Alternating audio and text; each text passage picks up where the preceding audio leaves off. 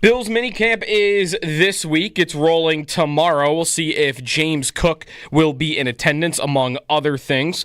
Elsewhere around the NFL, their teams' minicamps are going as well. In Washington, the Commanders are trying to get a deal done with wide receiver Terry McLaurin. He also could skip minicamp, like Cook is potentially going to. Ben Standing of The Athletic, though, reports that his Commander sources believe that a contract will get done with Terry McLaurin before at least training camp. The Texans are expected to sign running back Nick Chubb today after his big injury last year, came back, played at the end of the season for Cleveland.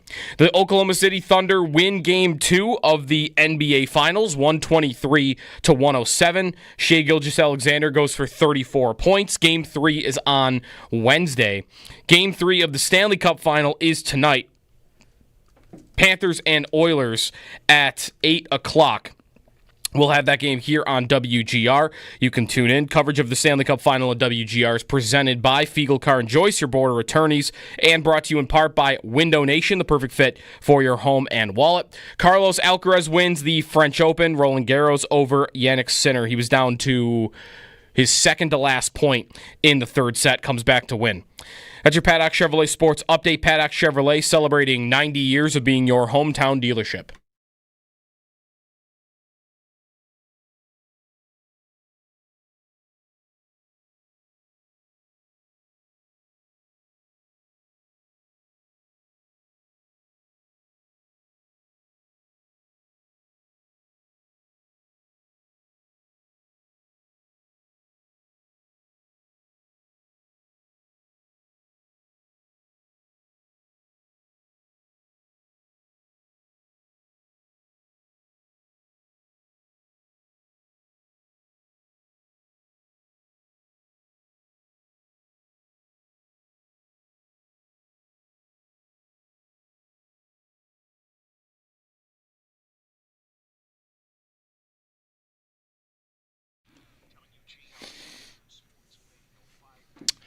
When you say the big birds there, if only I had thought in the moment to drop one of Big Bird's classic lines.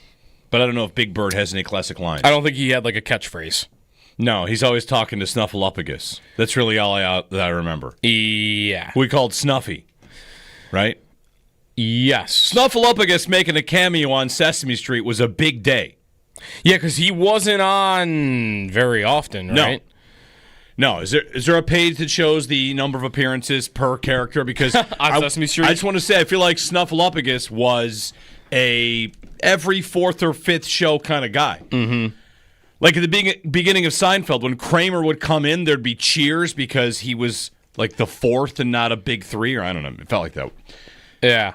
Snuffleupagus, though, he was friends with Big Bird? Yeah. That's okay. That's pretty much it.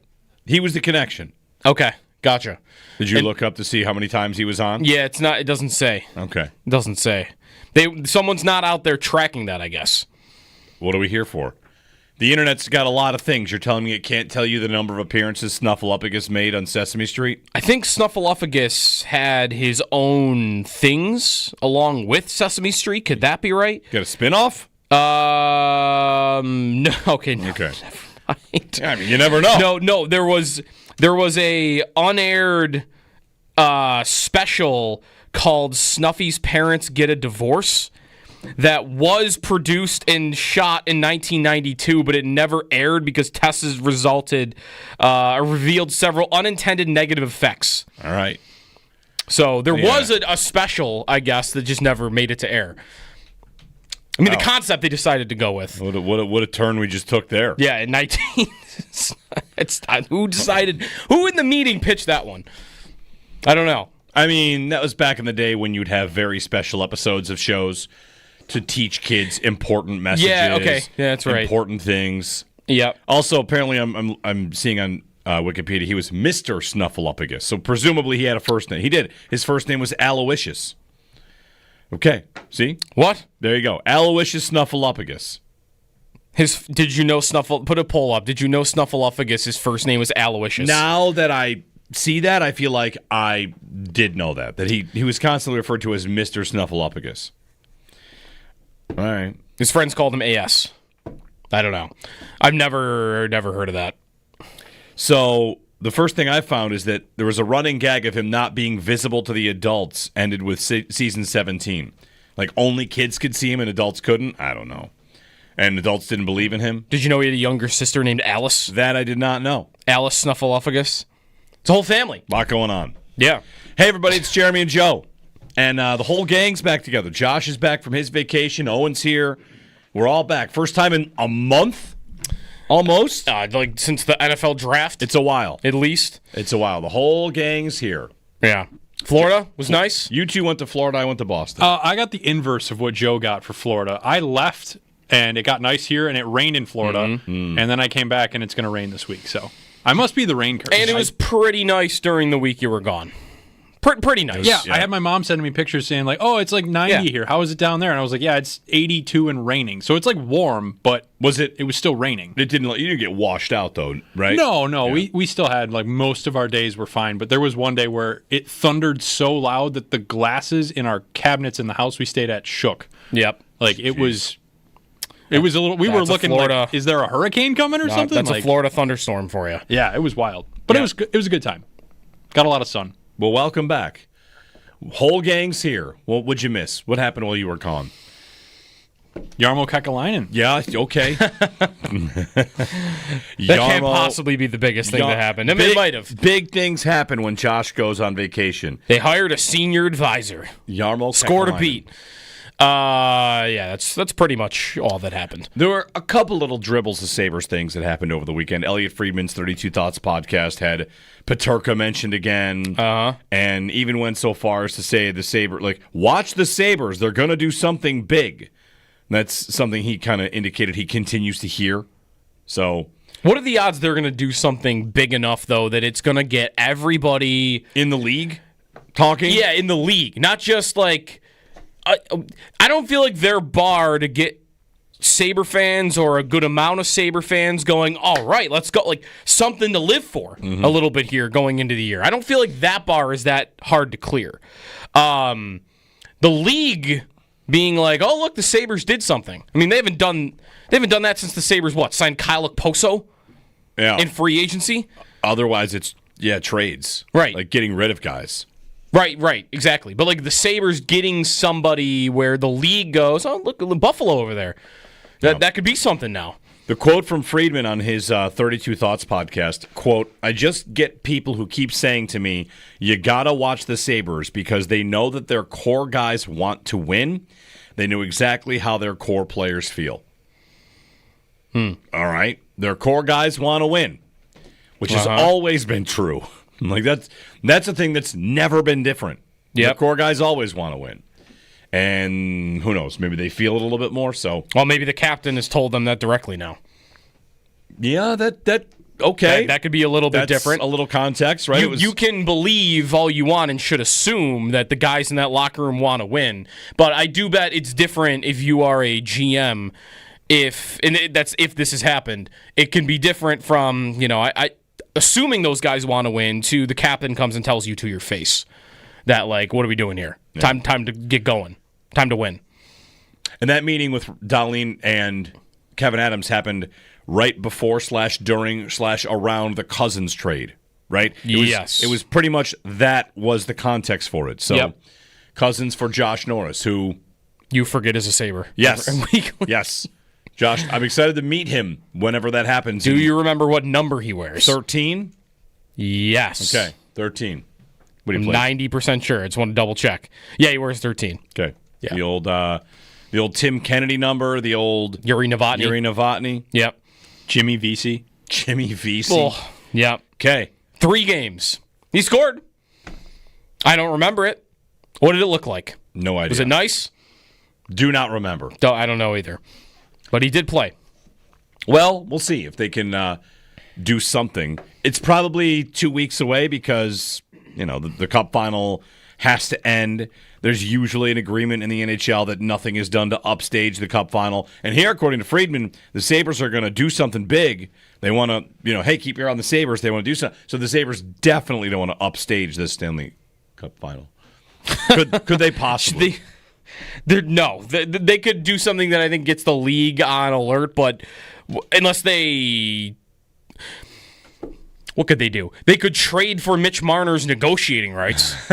That would probably. They'd probably be mocked around the league. Yeah, they probably would draw. They would draw a lot of attention, though. That would be something I bet they wouldn't want to steal attention from the finals with. Trade for Pettersson and Robertson and Marner's rights. Yes, all within a couple days of each other. All during the finals. Yes.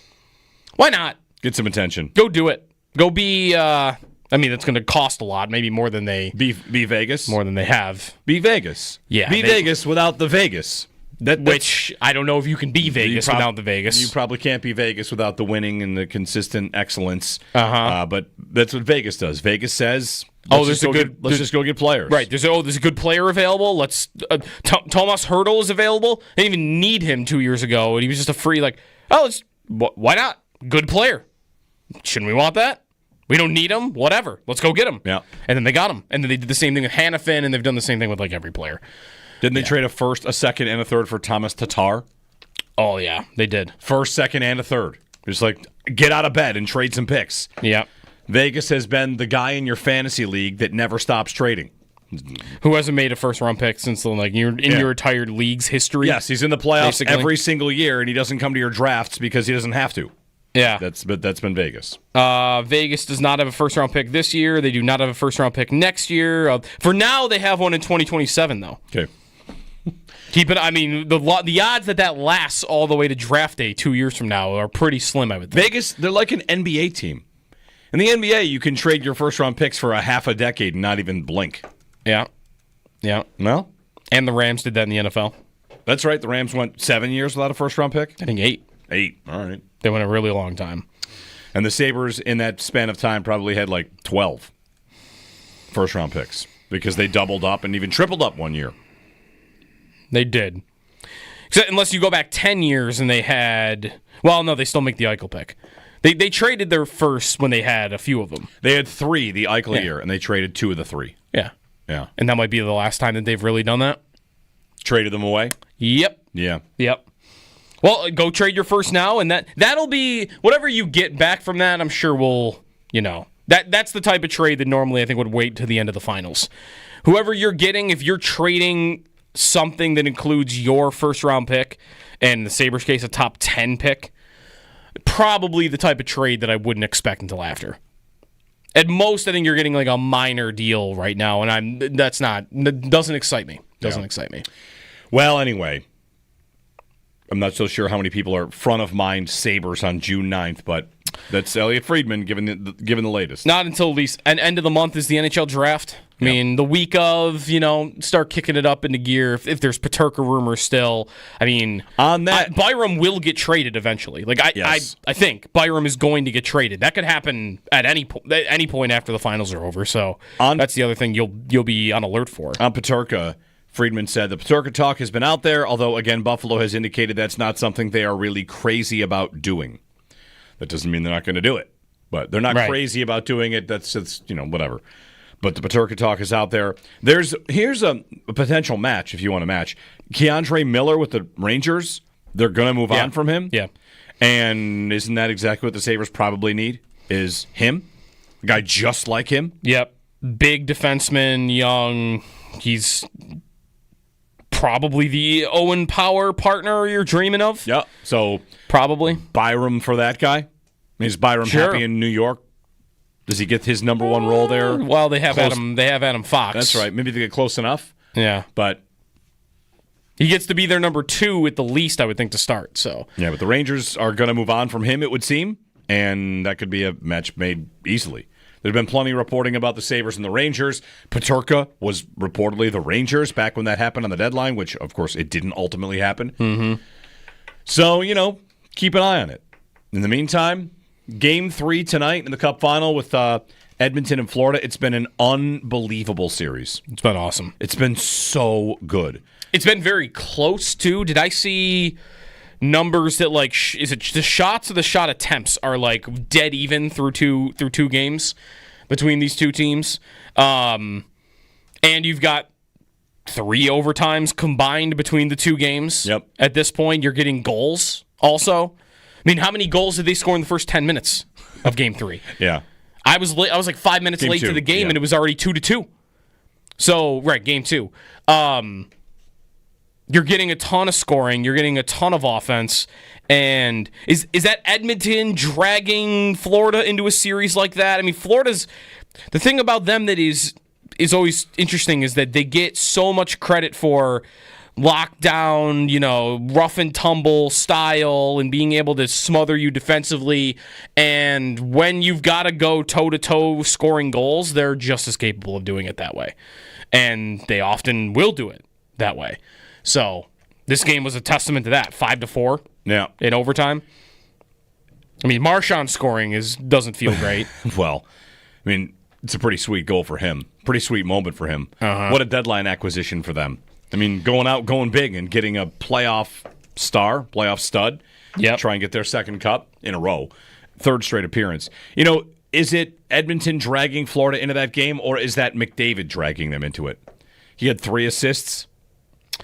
He did. Edmonton Yes. scored 4 goals. He had 3 assists. Yep, he had 3 assists. In the previous game, they scored 4 goals. Was he in on 3 of them? What's their on and off the ice stat number right now with Connor McDavid?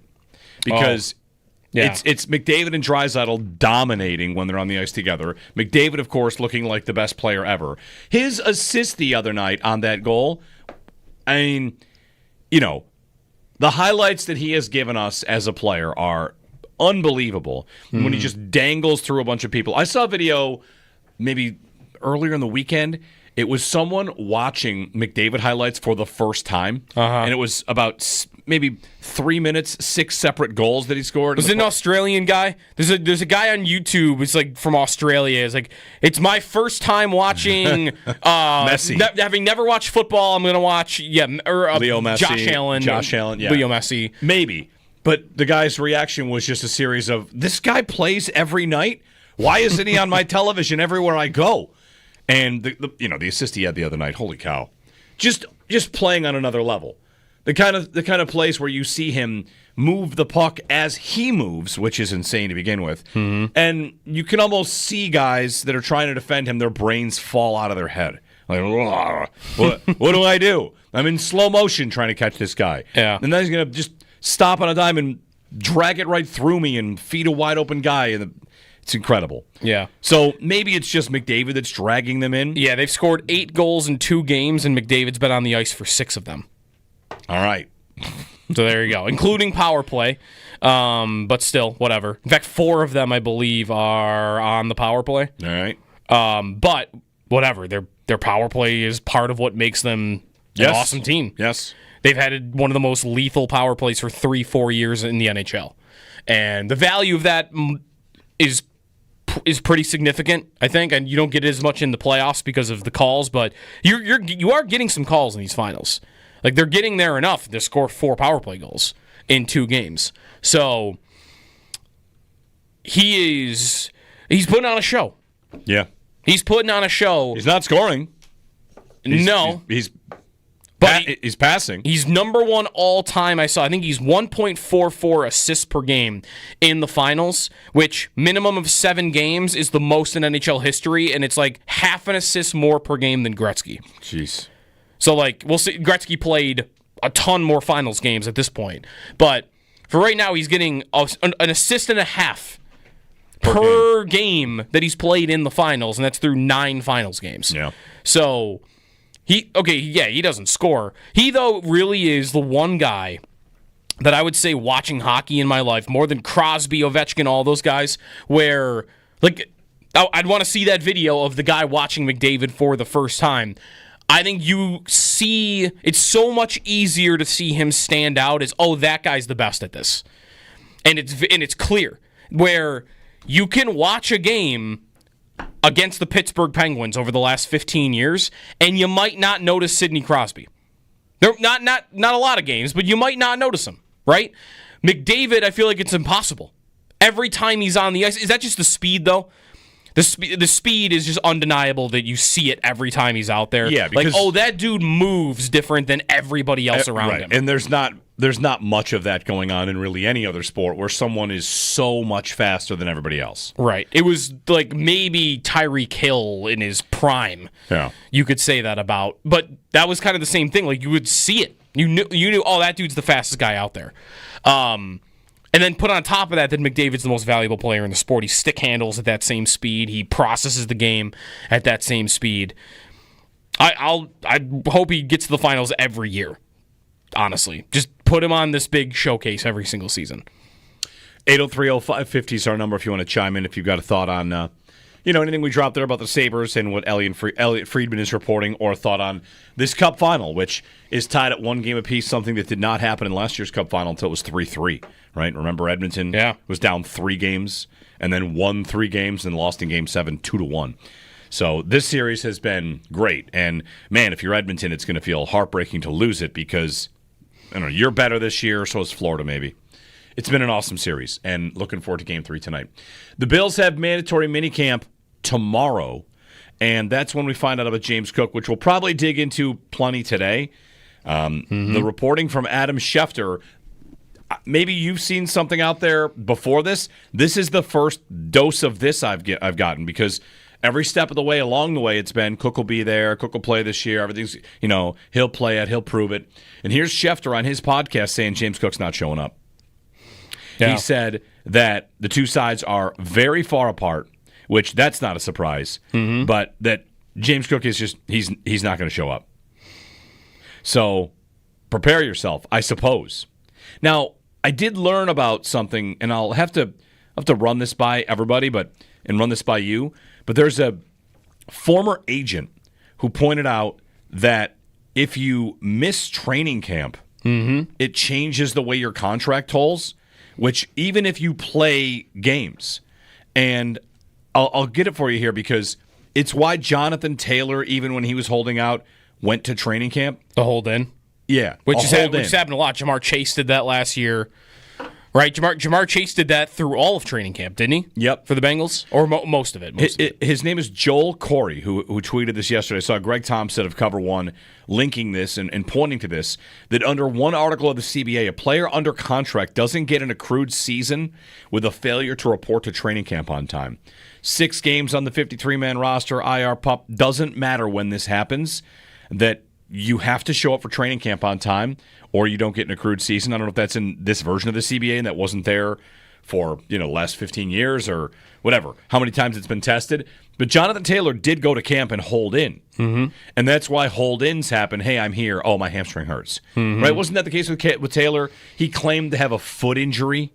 Yeah. You just go and you say you have a nagging foot injury and then you don't practice. Yeah. But Schefter's comment is that they're far away, that he's been disconnected from the team and the city. So that's a little bit more than just not showing up to OTAs. He's disconnected from the team and the city and obviously wants a contract. And Schefter's picture paints a different picture than we've heard at any point to this point.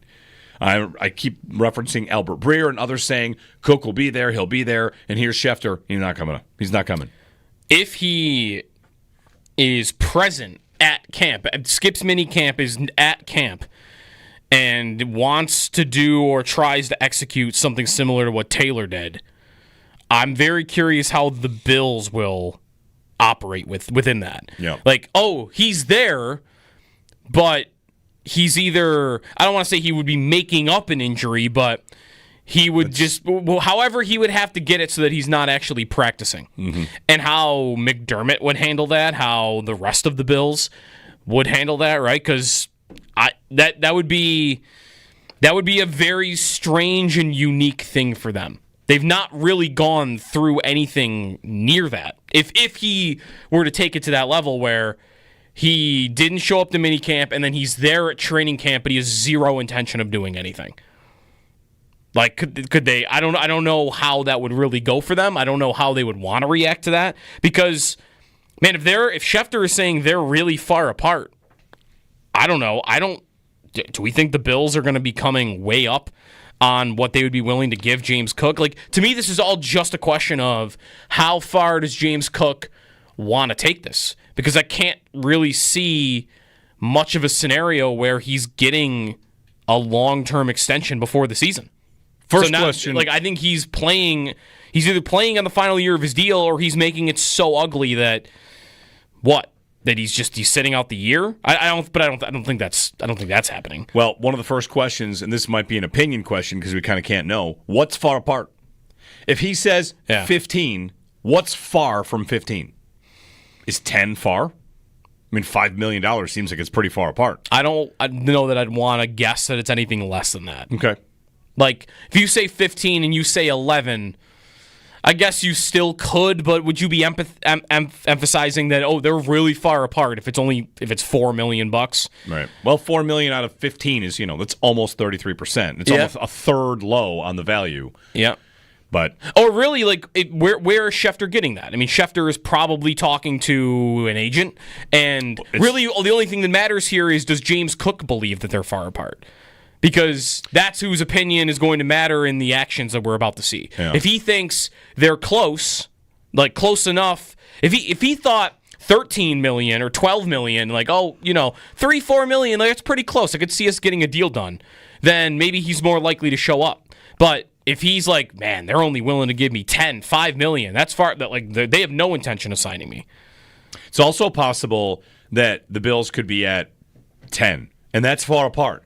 And Cook maintains a hardline 15 right up until the day before camp in hopes that they come to 11, and then he says yes. Yes, deal. Right? You're just going as hardline as you can. The fines he will incur in the next couple days if he misses mandatory minicamp, it's about $100,000, and again, those can be waived. So it's not exactly scorched earth timelines yet, but I wonder what kind of scorched earth timelines we should consider now if Cook is going to take this as far as he can. 803-0550. There's the latest from Adam Schefter on James Cook. We'll continue to dig into it. We'll talk about it with Sal coming up at 7 o'clock. The Bills have mandatory minicamp this week. Matt Perino at 8:30. Get his thought on Cook. And also the review of Patchy Mix's UFC debut, which I did stay up and watch, and did not go well for the Angola native.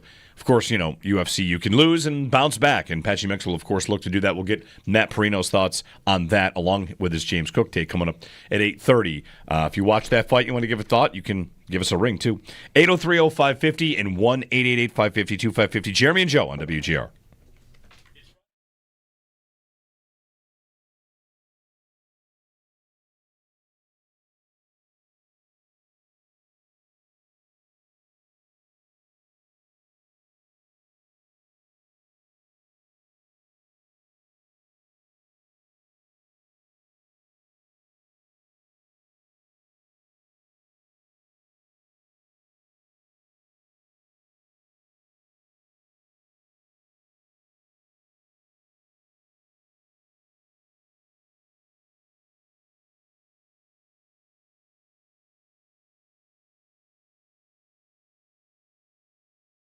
Reporting from Adam Schefter. Maybe you've seen something out there before this. This is the first dose of this I've gotten, because every step of the way along the way it's been Cook will be there, Cook will play this year, everything's, he'll play it, he'll prove it. And here's Schefter on his podcast saying James Cook's not showing up. Yeah. He said that the two sides are very far apart, which that's not a surprise, but that James Cook is just, he's not going to show up. So prepare yourself, I suppose. Now, I did learn about something, and I'll have to run this by everybody, and run this by you. But there's a former agent who pointed out that if you miss training camp, it changes the way your contract tolls, which even if you play games. And I'll get it for you here, because it's why Jonathan Taylor, even when he was holding out, went to training camp. The hold in. Yeah, which has happened a lot. Jamar Chase did that last year, right? Jamar Chase did that through all of training camp, didn't he? Yep. For the Bengals? Or most of it. His name is Joel Corey, who tweeted this yesterday. I saw Greg Thompson of Cover One linking this and pointing to this, that under one article of the CBA, a player under contract doesn't get an accrued season with a failure to report to training camp on time. 6 games on the 53-man roster, IR pup, doesn't matter when this happens, that you have to show up for training camp on time or you don't get an accrued season. I don't know if that's in this version of the CBA and that wasn't there for, last 15 years or whatever, how many times it's been tested. But Jonathan Taylor did go to camp and hold in. Mm-hmm. And that's why hold-ins happen. Hey, I'm here. Oh, my hamstring hurts. Mm-hmm. Right? Wasn't that the case with Taylor? He claimed to have a foot injury. Yeah. You just go and you say you have a nagging foot injury and then you don't practice. Yeah. But Schefter's comment is that they're far away, that he's been disconnected from the team and the city. So that's a little bit more than just not showing up to OTAs. He's disconnected from the team and the city and obviously wants a contract. And Schefter's picture paints a different picture than we've heard at any point to this point.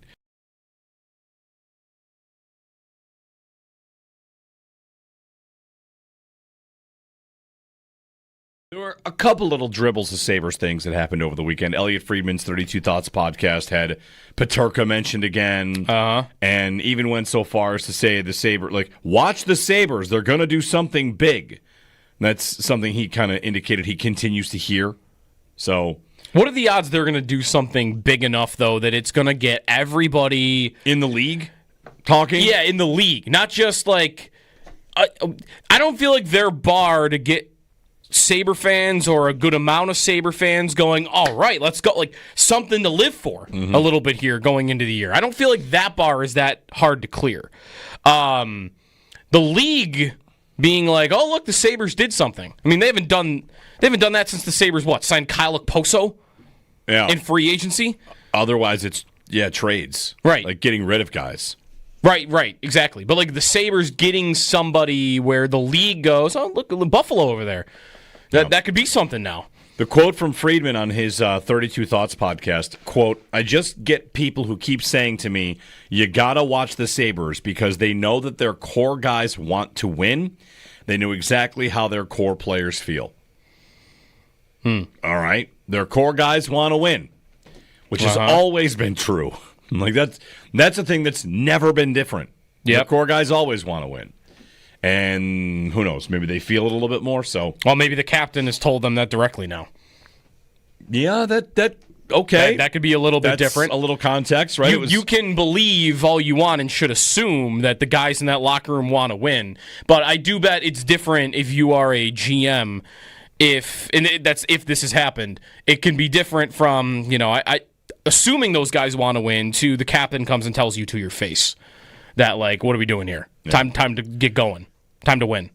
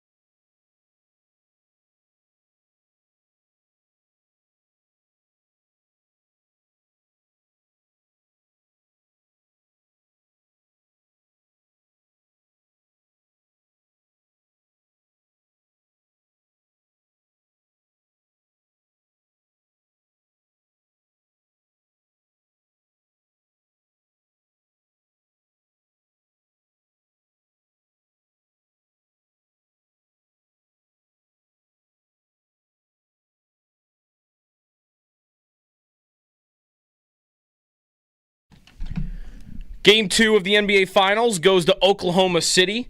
They win by double digits over Indiana to tie the series at 1 game apiece. Shai Gilgeous-Alexander scored 32 points in the win. Game 3 is going to be on Wednesday night. Game 3 of Panthers and Oilers is tonight at 8 o'clock. You can listen to that game here on WGR. Coverage of the Stanley Cup Final on WGR is presented by Fiegel, Carr & Joyce, your border attorneys, and brought to you in part by Window Nation, the perfect fit for your home and wallet. 2 football. Bills minicamp begins tomorrow. Adam Schefter says don't expect James Cook there. Isn't reporting that yet, though. He doesn't believe that he'll see Cook, though. We'll see. Also in Washington, Terry McLaurin could skip on Commanders' mandatory minicamp. He's looking for a new deal. There is a report, though, that the Commanders believe that they will get a contract done with him before training camp. The Texans expected to sign Nick Chubb today. Gabe Davis is visiting with the Saints. And at the French Open, Roland Garros, Arrows, Carlos Alcaraz wins for the second consecutive year on the men's side. And Coco Gauff wins on the women's side. Those are your Paddock Chevrolet sports headlines. Paddock Chevrolet celebrating 90 years of being your hometown dealership.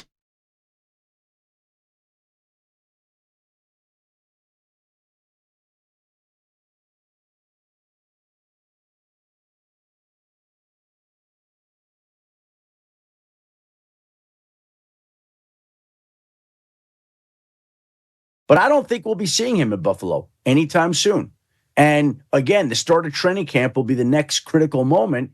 If they don't have a deal done there by then, does James Cook show up for training camp? Does he risk the penalties that come along in the collective bargaining agreement if he doesn't show up? But look, we've seen the Philadelphia Eagles this offseason reward Saquon Barkley. We've seen the Baltimore Ravens reward Derrick Henry. We have not seen the Buffalo Bills pay James Cook yet. Adam Schefter from his podcast. A couple things he said in there in addition to that.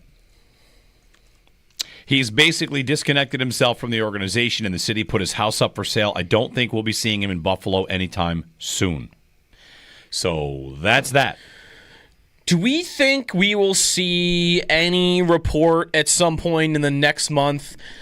Sources, James Cook has asked for a trade.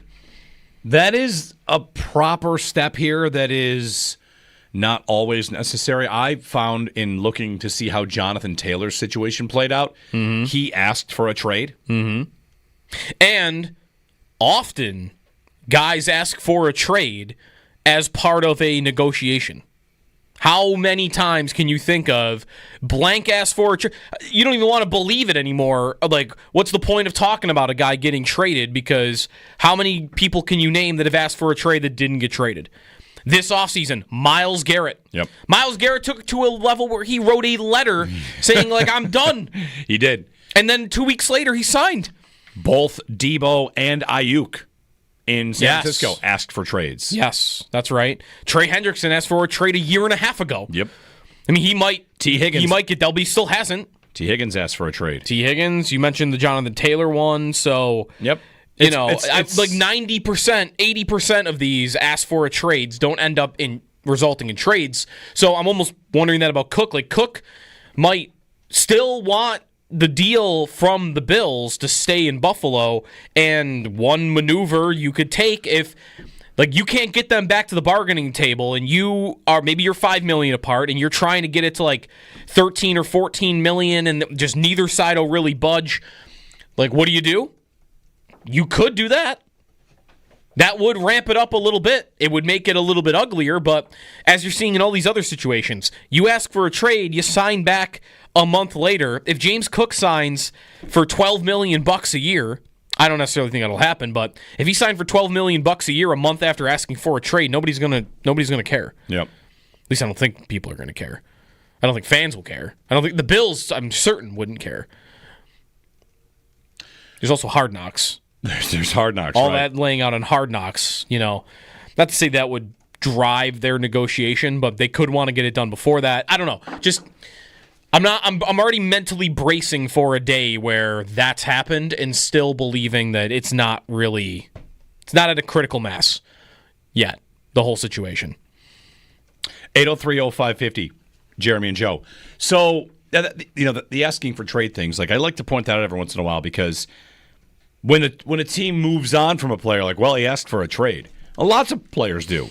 Yep. I don't know if it's 50-50 if a guy does get moved. And again, like you said, Cook has not done that. Is that the next escalation? I mean, he could also show up tomorrow, and Schefter could be wrong about all this, but Schefter reporting that he won't be there tomorrow, and he won't be for a long time. Mm-hmm. There's 6 weeks, 7 weeks till training camp. So he's got that time. And then once he gets there and holds in, when he holds in, does HBO talk to him? He's there. We'd like to talk to James Cook. Does that happen? It could. Because Cook could. The HBO would want to do it. If I were the producer, that'd be the first thing I'd want to go do when I got there. It's important to note that the players are not mad at Cook. And you said, what will the Bills do? What kind of hardball could they play? If they're fining him, if he holds in, are they suspending him?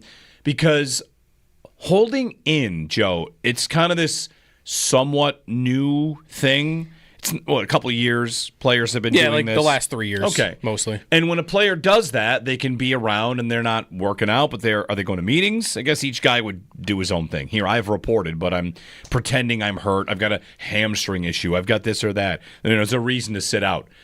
If you go farther as the team to punish this player, my guess is that goes over poorly with his teammates.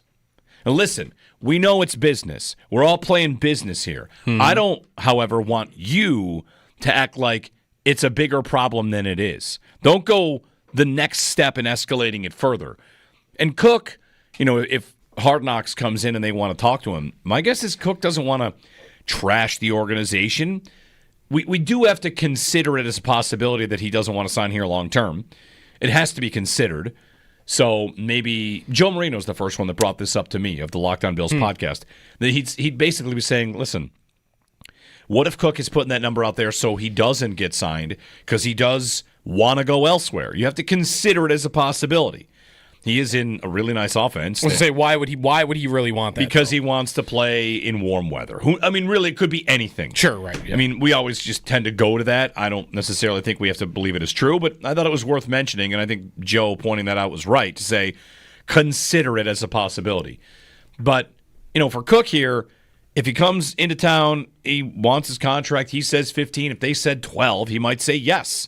So knowing that the two sides are not close, according to Schefter, but not knowing what not close is numerically, you'd have to think that Cook is not out to burn bridges, but rather to build bridges. And, all right, I'll be there. I'll be a good teammate. If Hard Knocks wants to talk to me, I'm not going to say bad things. I just don't know what his play is. It seems that most Bills fans are comfortable with not paying him big money. I don't think they should come close to $15 million. I don't know if he would come down to 10. 10 seems about right for where running backs are and who he is. That would be totally acceptable with the cap going to where it's going and continuing to go. But I just don't know if he'd be willing to come down to 10. He this year is making $5 million, which is about a five-fold increase from what he made the year before. And if they bumped him to 10, hey, here's 2 years, $20 million. And you know what we'll do? We'll throw 13 of it in year one as a signing bonus. Now you got 13 for year one. Are you happy? You want 15 a year. You got 13. And some security, and here we go. We're off with a contract extension. So it's always tough to kind of figure out exactly what the number could be. But and how long-term it is, because is a 2-year deal going to be enticing to him? If I were him, I'm a running back. I want to get the longest term that I feel like I can get. His brother got a 5-year deal. Now it's probably a 5-year deal that ended up being more like a 3-year deal, probably, right? Like that's generally how those things go. But, 2-year deal means you're walking yourself up to an age where you're definitely not getting a big contract at that point. Guys do not, at 28 years old, unless you're Derrick Henry, you're probably not getting a big long-term extension. Like I would think he is looking for you're a running back. Your brother was done in the league by the time he was 29. Like, I want that one big contract. So a 2-year deal feels like... Well, the question feels like something the Bills could have on the table right now, and he goes, I wonder how much of it is about the salary and how much is it about the term. He might want what his brother got. He's not the same back as his brother. His brother was much more of a feature back, was he not? His brother was more of a feature back, but his brother also signed when the cap was probably, $80 million lower? And he got $63 million over 5 years. Okay. He got big money. In the chat, there's a little big money. In the chat, there's a little bit of, his brother is a cautionary tale. Not the case. He got $63 million over 5 years from the Vikings and had 3 1,000-yard seasons after that deal. So if you're James Cook, Dalvin is the model. You might not get his money, but that's what you want to do. Have a couple good seasons, get some security, have some more good seasons. And then, of course, he flamed out pretty quickly because he didn't see year 4 of that contract in Minnesota. Right. But he got paid. Guaranteed at sign, again, like 5 years, $63 million. His guaranteed at sign was 16. And his total guaranteed was 28. So, again, if you give him 3 years, 30, 3 years, 45, put the number on it. And its actual guarantees over those 3 years are $24 million. Who wins? Does James Cook get to say he wins because he got 3 years for $45? Right. That was 15. Uh-huh. This is the funny thing about NFL contracts. Does James Cook mean the fake 15 that you report, or an actual 15 that 3 days later we find out you get? John in Detroit. Hey, John. Good morning. Hey, how's it going, guys? I love the show. I just wanted to make a point that I love James Cook. He's a talented back, but I love this Bills offensive line. With Frank Ragnow retiring in Detroit, Lane Johnson for the Eagles being 35 or 36, and Becton leaving, I think going into this season, this is the best offensive line in the NFL. And on FanDuel, they're co-favorites now to win the Super Bowl, and I think a big part of that is the offensive line. And if signing Cook to $15 million a year or more, who knows what he's really asking for, prevents us from re-signing Osiris Torrance, who I saw mauling Travis Jones for the Ravens. I love Osiris Torrance. Spencer Brown, I think, is the best run-blocking right tackle in the NFL. Alec Anderson, who could emerge this year, who I think could be a star one day. This backup offensive line, I think, might be even better than a couple starting offensive lines in the NFL. It is an awesome group. And I want to re-sign and keep that talent in the trenches, especially as Allen starts to age into his 30s. And I'll just hang up and listen on what you guys think about that. Yeah, thanks, John. It's very possible, and it would make a lot of sense if both Connor McGovern and Osiris Torrance rank for the Bills ahead of Cook. Would make tons of sense. Mm-hmm. McGovern's been great for them. Torrance is a draft pick that they got to be pretty happy with. He's coming in pretty much played right away and been pretty good. So, yeah, it would make sense. In terms of that $15 million cap hit, like the Bills could have all of those pieces if they wanted to keep all of them. It requires cap gymnastics. You sign Cook and drop his cap number to 5. You sign McGovern, same thing, like a big extension, and the number is a lot lower. Because McGovern's cap hit this year is 4.9. Yeah, it's pretty low, right? Pretty low. It was 2 last year. Okay. Well, if you extend him a year or two, you could get that number in half, probably. Yeah. And I haven't even thought about him for a second for this. And should he rank above Cook?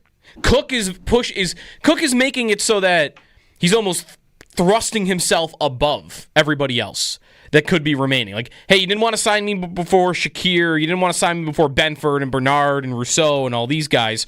But you better be doing it before McGovern and Torrance, who's 2 years away, by the way, still. Yep. Even though I don't know that I would be so fast to do that. I mean, it doesn't have to be one or the other, right? Like, it doesn't have to. You have money to do more than one thing. Now you could use that money elsewhere, receiver and some other position on defense down the road. But if it was one versus the other, I would tell you I'd rather lock up my interior offensive line than lock up James Cook. 803-0550 to join us. Thanks, John, for the phone call and the kind words. You can give us a ring if you want. When we get back, it had to happen, right? We all knew it. It had to happen, and it did in Dallas.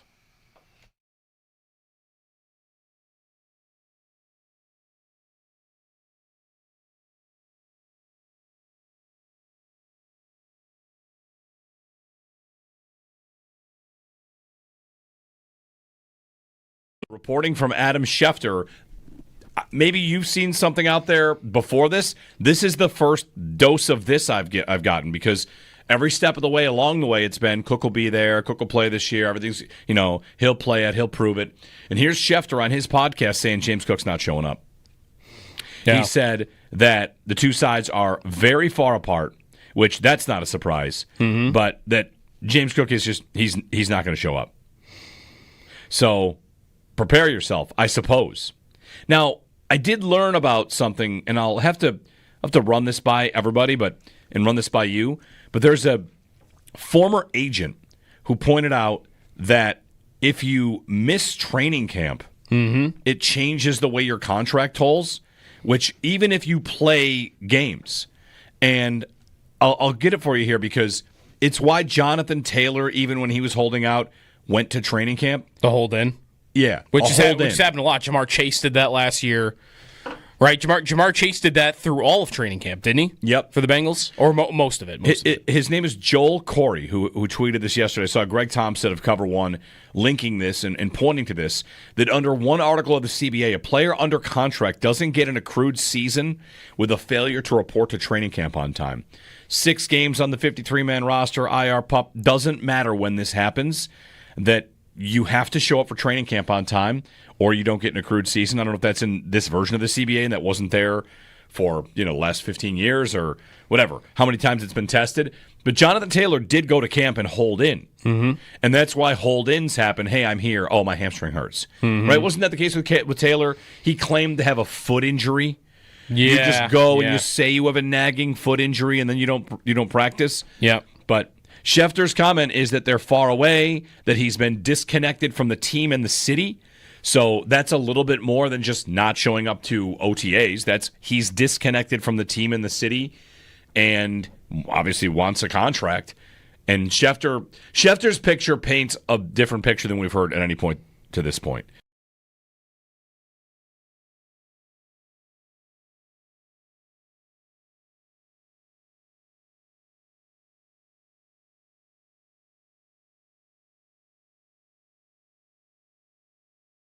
Reporting from Adam Schefter. Maybe you've seen something out there before this. This is the first dose of this I've gotten, because every step of the way along the way it's been Cook will be there, Cook will play this year, everything's, he'll play it, he'll prove it.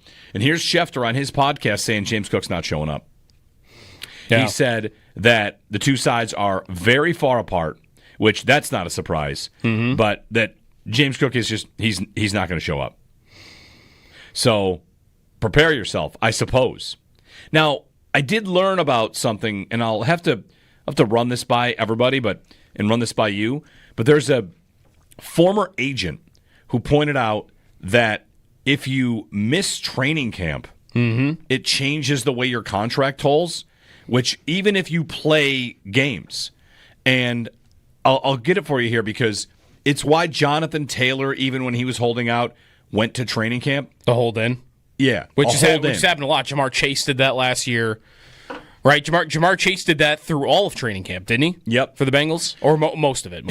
His name is Joel Corey, who tweeted this yesterday. I saw Greg Thompson of Cover One linking this and pointing to this, that under one article of the CBA, a player under contract doesn't get an accrued season with a failure to report to training camp on time. 6 games on the 53-man roster, IR pup, doesn't matter when this happens, that you have to show up for training camp on time or you don't get an accrued season. I don't know if that's in this version of the CBA and that wasn't there for, the last 15 years or whatever, how many times it's been tested. But Jonathan Taylor did go to camp and hold in. Mm-hmm. And that's why hold-ins happen. Hey, I'm here. Oh, my hamstring hurts. Mm-hmm. Right? Wasn't that the case with Taylor? He claimed to have a foot injury. Yeah. You just go and you say you have a nagging foot injury and then you don't practice. Yeah. But Schefter's comment is that they're far away, that he's been disconnected from the team and the city. So that's a little bit more than just not showing up to OTAs. He's disconnected from the team and the city and obviously wants a contract.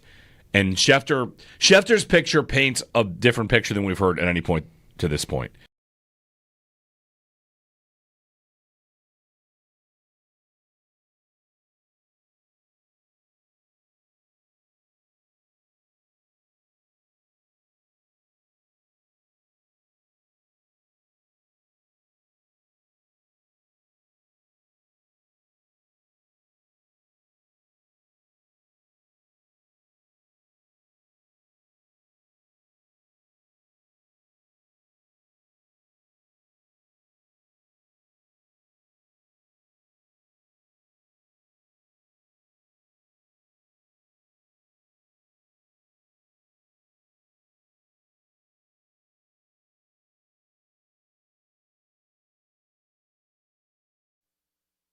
What was your reaction when he pulled off injured? Yeah, I'm glad that's brought up.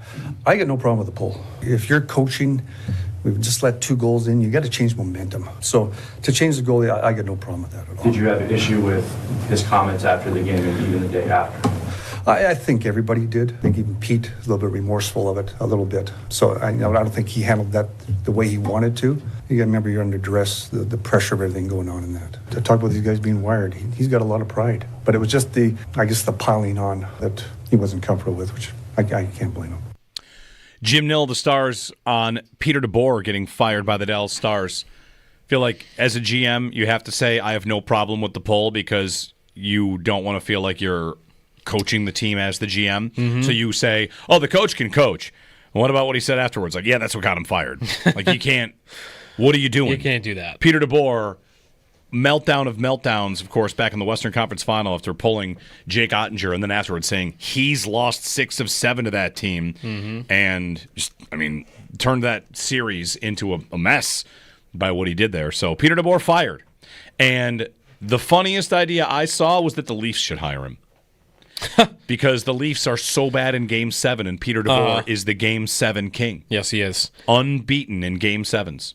Well, at the moment, there's no vacancies anywhere in the NHL except for Dallas. So if he wants to coach this year, somebody's going to have to fire their guy. Right? Yep. Fire your guy for Pete DeBoer. I don't think he's unhireable or anything after not at all. After the Ottinger thing. He just had to go in Dallas. Like, you can't. I'm sorry. You can't be the coach. Yeah. He also, doesn't this happen in the NHL a lot where some team's going to get off to a bad first 2 weeks and then they'll fire their coach after 10 games and then DeBoer will step in and, like, in the middle of a season, become a coach? Yep. Makes sense. I did see a couple of people like, oh, shouldn't we do that here? Like, no. Well, they won't do that. They definitely won't do that. That's right. 803-0550. Sal checks in. We'll get his take on the latest from Adam Schefter on the James Cook saga, which appears to be maybe taking a turn this week. Schefter reporting that Cook will not be in Buffalo anytime soon. Mandatory minicamp starts tomorrow. So Sal coming up after the break. We'll get his thoughts on it. And yours as well. 803-0550, 1-888-550-2550 to join us here on WGR.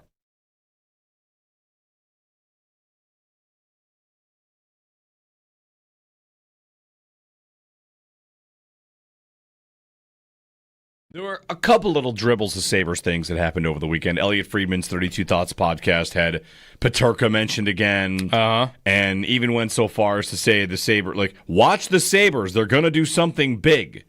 That's something he kind of indicated he continues to hear.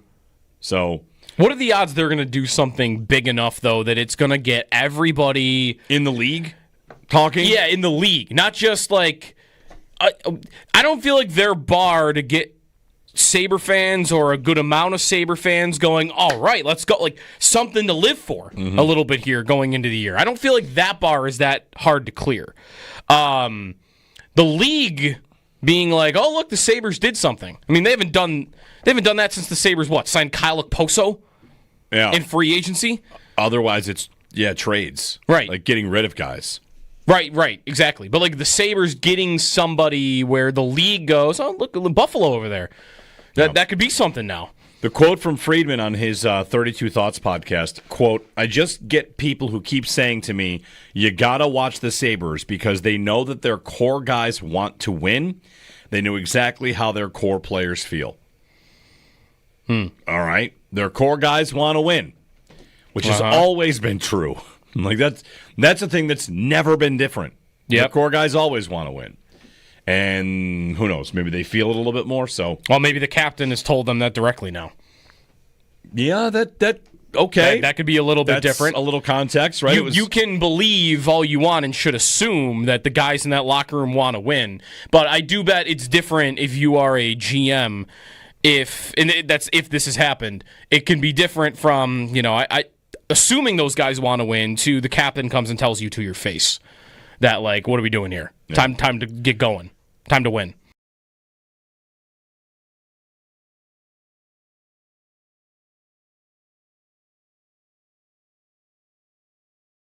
Reporting from Adam Schefter. Maybe you've seen something out there before this. This is the first dose of this I've gotten because every step of the way, along the way, it's been Cook will be there, Cook will play this year, everything's, he'll play it, he'll prove it. And here's Schefter on his podcast saying James Cook's not showing up. Yeah. He said that the two sides are very far apart, which that's not a surprise, but that James Cook is just, he's not going to show up. So prepare yourself, I suppose. Now, I did learn about something, and I'll have to run this by everybody, and run this by you. But there's a former agent who pointed out that if you miss training camp, it changes the way your contract tolls, which even if you play games, and I'll get it for you here because it's why Jonathan Taylor, even when he was holding out, went to training camp. The hold in. Yeah. Which has happened a lot. Jamar Chase did that last year. Right? Jamar Chase did that through all of training camp, didn't he? Yep. For the Bengals? Or most of it. His name is Joel Corey, who tweeted this yesterday. I saw Greg Thompson of Cover One linking this and pointing to this, that under one article of the CBA, a player under contract doesn't get an accrued season with a failure to report to training camp on time. 6 games on the 53-man roster, IR pup, doesn't matter when this happens, that you have to show up for training camp on time or you don't get an accrued season. I don't know if that's in this version of the CBA and that wasn't there for the last 15 years or whatever, how many times it's been tested. But Jonathan Taylor did go to camp and hold in. And that's why hold-ins happen. Hey, I'm here. Oh, my hamstring hurts. Right? Wasn't that the case with Taylor? He claimed to have a foot injury. Yeah. You just go and you say you have a nagging foot injury and then you don't practice. Yeah. But Schefter's comment is that they're far away, that he's been disconnected from the team and the city. So that's a little bit more than just not showing up to OTAs. He's disconnected from the team and the city and obviously wants a contract. And Schefter's picture paints a different picture than we've heard at any point to this point.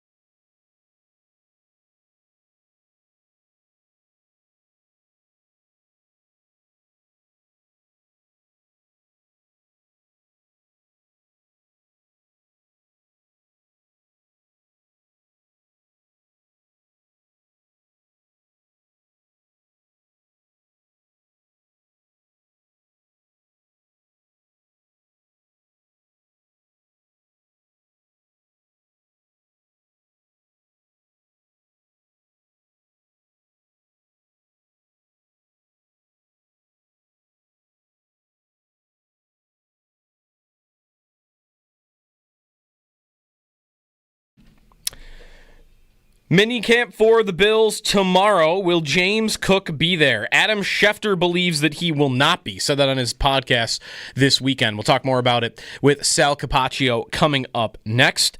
Other teams around the league are having minicamp. The Commanders have a contract situation with Terry McLaurin. The wide receiver reportedly could skip mandatory minicamp, but Ben Standig of The Athletic reports that Commander sources believe that a contract will get done with McLaurin at some point, at least before training camp, they think. Texans are signing Nick Chubb today after coming back from his injury last year with Cleveland. Gabe Davis is visiting with the New Orleans Saints. Thunder win Game 2, 123-107 of the NBA Finals. Shai Gilgeous-Alexander goes for 34 points. Game 3 will be on Wednesday. Game 3 of the Stanley Cup Final tonight, Panthers and Oilers at 8 o'clock. You can listen to the game right here on WGR. Coverage of the Stanley Cup Final on WGR is presented by Fiegel Car and Joyce, your border attorneys, and brought to you in part by Window Nation, the perfect fit for your home and wallet. At Roland Garros, the French Open, Carlos Alcaraz wins the French Open on the men's side over Jannik Sinner. He had to defend 3 championship points by Sinner in the 4th set. Comes all the way back to win. And on the women's side, Coco Gauff wins her 2nd major, winning yesterday. That's your Paddock Chevrolet Sports Update. Paddock Chevrolet celebrating 90 years of being your hometown dealership.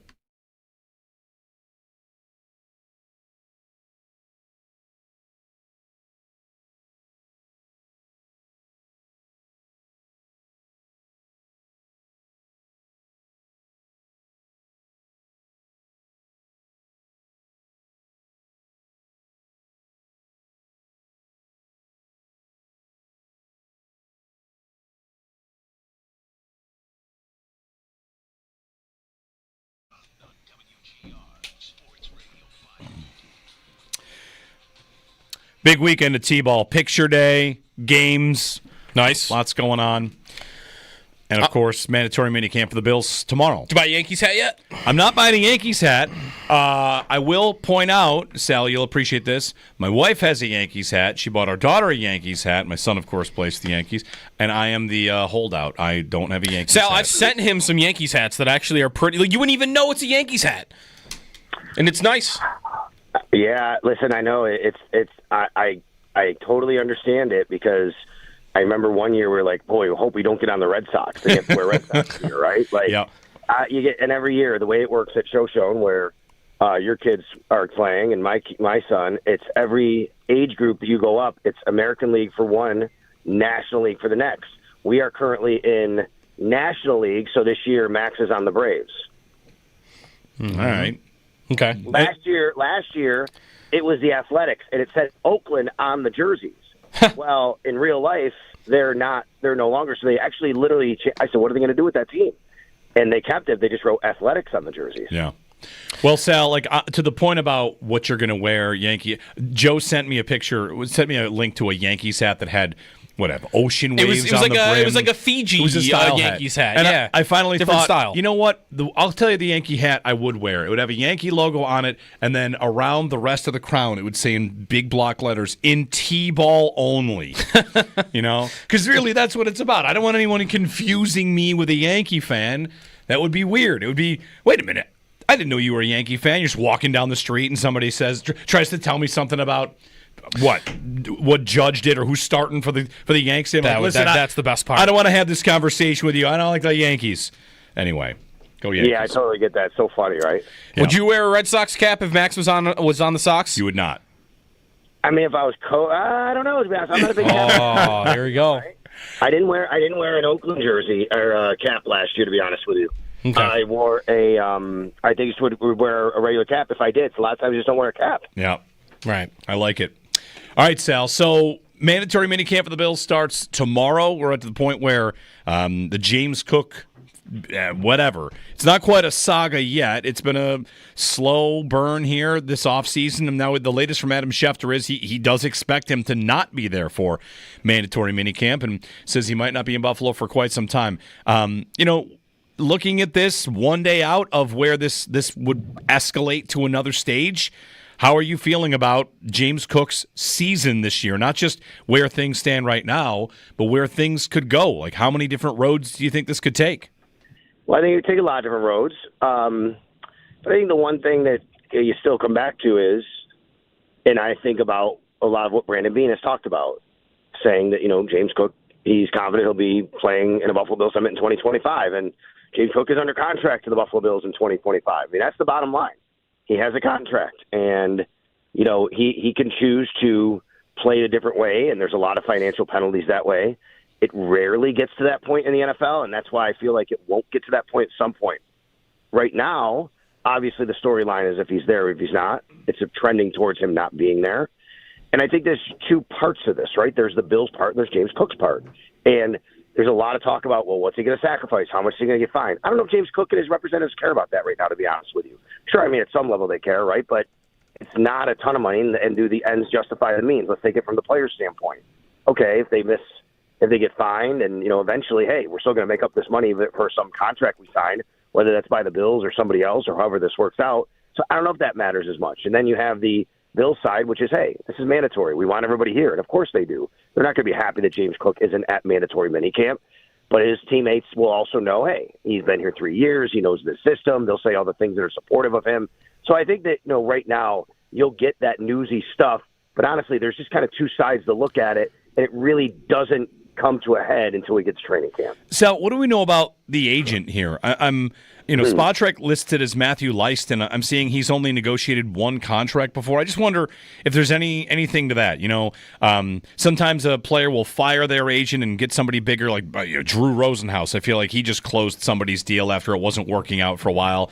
And I don't know about Cook or much about his agent, but could that be part of what's at work here? Is you have an agent that I don't want to say like the agent is leading the player the wrong direction, but they work in concert, and sometimes the agent might have an approach and the player is interested in that, or the agent wouldn't push back on something a player might be saying. I wonder if you have any thought on that, on who the agent might be, and if inexperience or a veteran agent might make things different.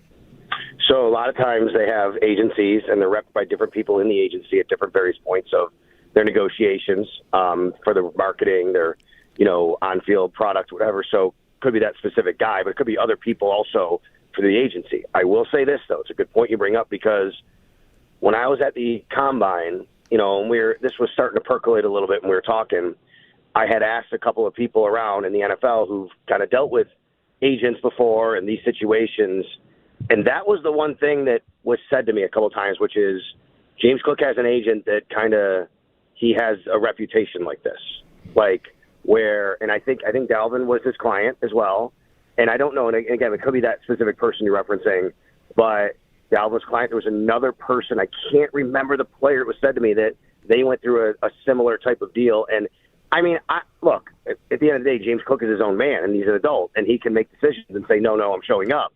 But I walked away from these conversations thinking a lot of this could very well be agent-driven and saying, here, this is what you do. This is the playbook, right? This is how we're going to handle this.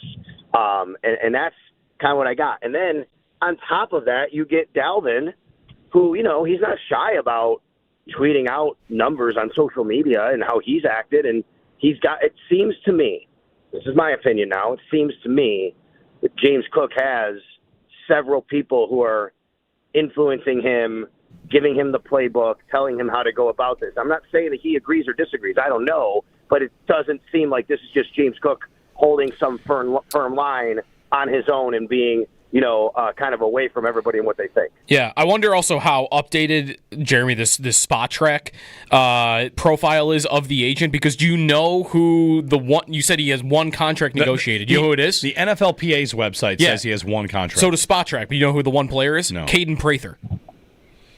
The Bills' 7th-round rookie who just signed his rookie contract, a month ago? So I don't know, though, how experienced or unexperienced he is. Sal, I wonder how active this negotiation even is. How much – this is kind of guessing game, but I wonder how much of Cook, if he skips minicamp and if whatever his next, path takes. You mentioned Brandon Beane's comments. Does it feel like to you that this is a back and forth, or that it's maybe more of a dormant negotiation at this point in time? It feels to me like it's more the latter, Joe. Not that they haven't talked necessarily. Maybe they have, maybe they haven't. But I don't think there's offers going back and forth. Brandon Beane basically said to us at the owners' meetings, once they realized that they had this group of 5, right, including Josh, so a group of 4 guys. I guess it would be group of 5. Who signed the extensions? Rousseau, Shakir, Bernard, and Benford, thank you. So 5 with Josh. So 5 total new guys, guys on their expiring deals with James Cook. And what Brandon Beane essentially said, if you go back to the owners' meetings, was, they made contact with all these guys. And once it became clear that they weren't going to get anything done with James Cook, they pivoted to the other guys. And then he basically said, I think he used the word next year, we can get something done next year. Like, it seems to me like the Bills, from their side, from the messaging that we heard back then, was, yeah, we're kind of done with this. We're not really revisiting this. Now, that doesn't mean that James Cook can't come back and his agent go, okay, listen, this is gone. We've made our point, but we can come down. Then you never know how those conversations go. But I don't get the sense that this is actively back and forth, anything like that, as far as numbers are concerned. Mandatory minicamp opens tomorrow. Some of the potential next steps could involve a hold-in, a trade request. I mean, this time of year is tough to get a trade. I mean, we've seen some players use that. Jonathan Taylor is one. And Sal, I've seen a little bit about he might have to report to camp anyway because of the way that the CBA works, and that's why hold-ins have become more of a thing. It's not necessarily to get rid of a fine, but just because there's some language in the CBA that in order for your contract to toll, you have to be at camp. So he could be there, and then it gets awkward if he's there and holding in. So, I mean, lots of different ways this whole thing could go. Yeah, and we thought, I mean, even mandatory minicamp, maybe he's here and he's holding in, right? I mean, that you get to camp, you could hold in. And it does become awkward. It does become weird. It becomes a story. And let's remember, Hard Knocks cameras are going to be a training camp, right? That becomes even more of a story. So, yeah, there's a lot of different ways that this could go. I mean, I think that he won't be here this week based on what we're hearing now. But if he is, I'd be even more surprised. And, okay, he's there. Then the next step is, does he actually participate in anything? And I don't know. At this point, it just doesn't seem like that's the case. It seems like it's more of a statement right now, but how far does that statement continue to go once you get to training camp? But you're right, Jeremy. There's a lot of ways that this could play out. That some have much more higher financial significance than others do. Feels like one quick thing here. I want you to, if you could remember what McDermott said about him. A lot of this is, fans saying, "Oh, whatever, Cook. They'll be fine without him." But the complimentary side of his game is the way McDermott talked about him after the season, being a dog, being laser focused, and Sal, like we could talk about how the GM does the contracts, but the team's having internal discussions, and McDermott, the arc he would have taken himself on Cook and Cook proving himself. This contract aside, Cook to me strikes me as another one of these guys that player development. Early on, they might not have liked his practice habits or trusted him in that way. And he went from that when they drafted him to the coach really just raving about him at the end of the season this last year. Yeah, I agree. What's interesting about a lot of the discussion or, how people are perceiving a lot that's happening here is there's a difference between the Bills don't want to sign James Cook or they don't want to sign him for what he wants, right? I mean, I think the Bills want to sign James Cook. I do. I think they want to have him in Buffalo beyond 2025. I think it comes down to the value they want to sign him for. And a lot of the reason why they want to sign him, Jeremy, is what you just said, which is this is a player they drafted, they developed. He's been very good for them. He's very good for their system, their offense. He means a lot to them. How much, but when you compare it to other players, what those players mean to their offenses, 3 players in this league make $15 million or more at that position: Derrick Henry, Christian McCaffrey, and Saquon Barkley. And the Bills want to sign him. They don't want to sign him for that kind of money. There's a big difference there. But yes, I think that as much as we talk about how much the Bills over the years, and I'll be the first to tell you, I don't think the Bills believe in spending all these premium assets on running back. It's more like, hey, we draft a guy, second round, that's it. You could say that's a really good asset, but draft a guy, use him, let him go somewhere else. Doesn't mean that that's a hard and true rule if a guy is good enough and demonstrates everything you just said, which is he did everything for us that we wanted. He's been a dog. He was laser focused, but it still comes a point where how much is too much though to do that. So I think that sometimes I get people who say, well, why don't the Bills want to sign James Cook or the Bills don't want to sign him? I don't think that's true at all. The Bills want to sign James Cook. They just don't agree with the value that he places on himself. Sal Capaccio with us on the Western Hotline. Sal, we got a call last hour about this. Connor McGovern's going into the last year of his deal, and he's got a $9.8 million cap hit right now. Would you almost guess that is being talked about right now? Do you think they would go into the last year with his number being that high? Because I know we've talked about how they still are pretty up against the cap. So all this Cook talk about contracts and negotiations, how much do you think they're thinking about contract stuff with their interior line, especially McGovern? I'm sure it's something they've discussed. There's a lot of levers you can always look at. That's maybe, but they've already pulled a bunch, right, by these extensions and pushing money out, and how you want to lower some caps and things like that. So that's another lever they can pull, Joe. I think the question would be, hey, if we do that, are we comfortable as Connor McGovern, our long-term starting center for the next few years, or hey, we'll let him play this out because we have a guy behind him on a rookie contract, and Cedric Van Granger, and another guy in Alec Anderson who we really like who can play center. Right? I mean, they have a really nice offensive line with some depth. So, yes, I think that because Connor McGovern's a good player for them, they like having him, and that number is there.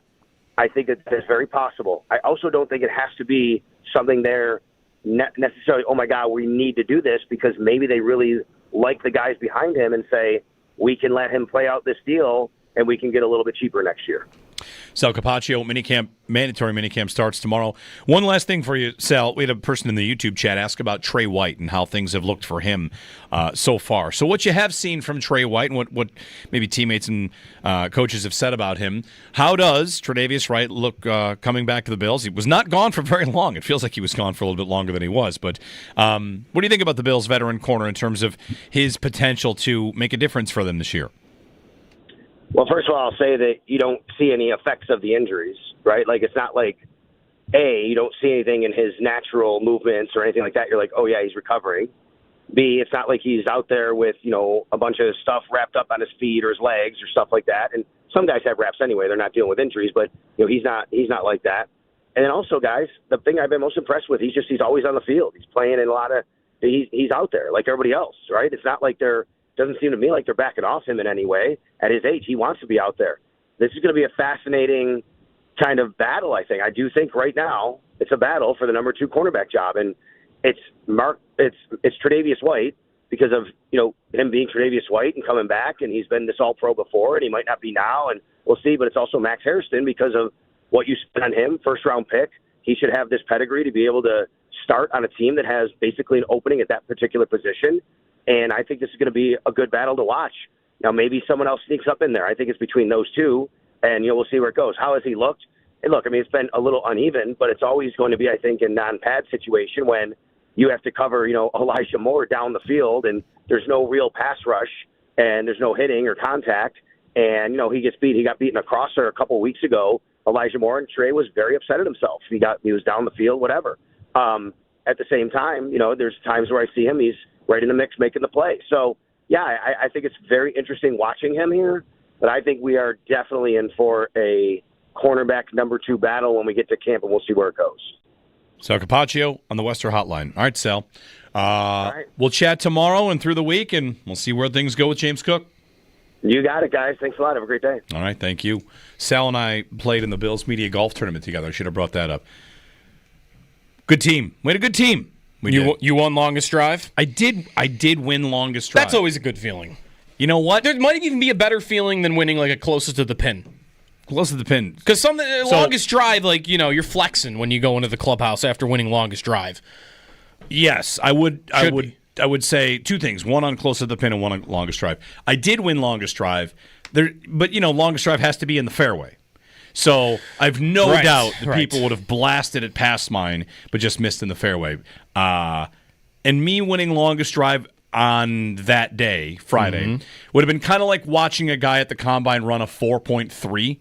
Like, wow, this guy must be great. And then you go dig into the tape, and you're like, well, you know what? Actually, not that good. His play speed is... I guess he had a good run. Yeah. But whatever, you're right. It is nice. It was pretty cool, so I was glad to win that. Closest to the pin. Here's what I would say about that. So we played at Glen Oak. We were at number 2. It's a par 3. Number 2 is the closest to the pin. So it's a gettable, short-ish par 3. Yeah. We all hit our tee shots, and nobody's close. Like, all right, nobody's going to win this. We go up and we look at the name on the card and the distance. Okay. And it was Spencer Brown, 18 inches. Wow. Which immediately made me feel not bad at all for not getting it close. No. And I almost wonder, would you like to know the leader in the clubhouse when you're on the tee?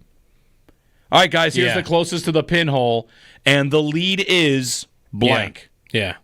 Would you want to know? 18 inches is the current score on the clubhouse. What were they using to mark the closest to the pin?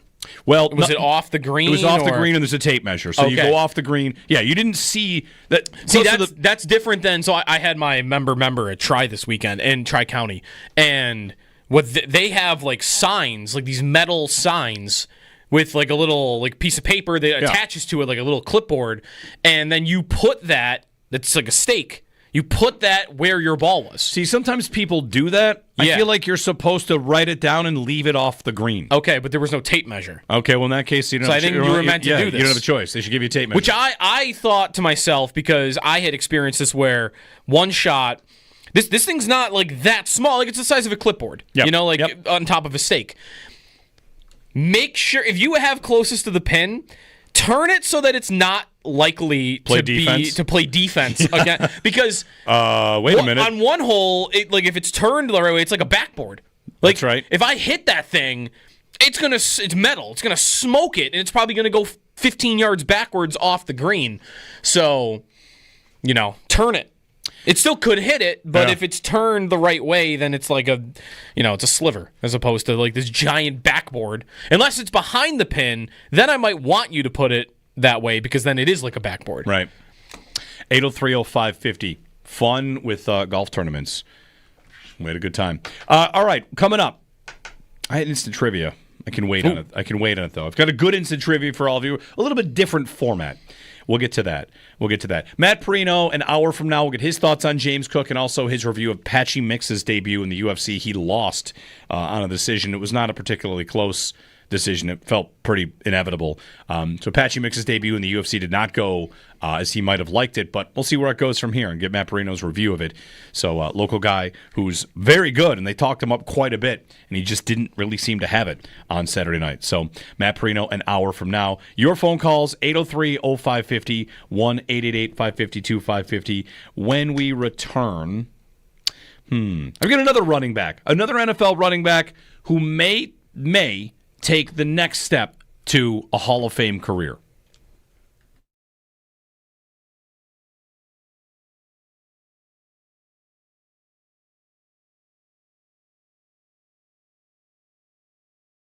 I'm not so sure how many people are front of mind Sabres on June 9th, but that's Elliot Friedman giving the latest. Not until at least end of the Jeremy month is the White NHL draft. For Z-Bar. I mean, the week of, start kicking it up into gear. If there's Paterka rumors still. Also, got a brand new on that, Byram will get traded eventually. Step bars as well. I think Byram is going to get traded. That could happen at any point after the finals their are certified over. technicians. That's the other thing you'll be on alert for. On Paterka. Or if it's window tinting. Paterka talk has been out there, although again, Buffalo has indicated that's not something they are really crazy about doing.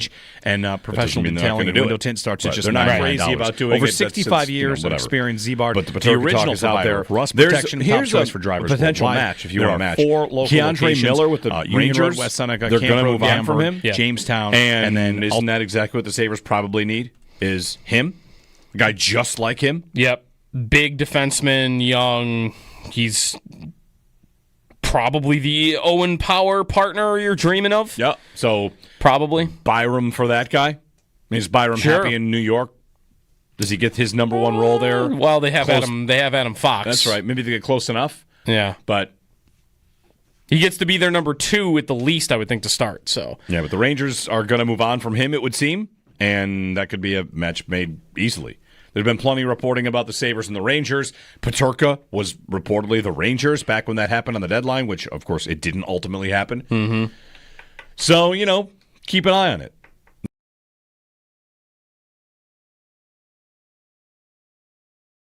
Game 3 tonight in the Cup final with Edmonton and Florida. It's been an unbelievable series. It's been awesome. It's been so good. It's been very close, too. Did I see numbers that, is it the shots or the shot attempts are, dead even through two games between these two teams? And you've got 3 overtimes combined between the two games. Yep. At this point, you're getting goals also. I mean, how many goals did they score in the first 10 minutes? of Game 3. Yeah. I was like 5 minutes late to the game, and it was already 2-2. So, right, Game 2. You're getting a ton of scoring. You're getting a ton of offense. And is that Edmonton dragging Florida into a series like that? I mean, Florida's...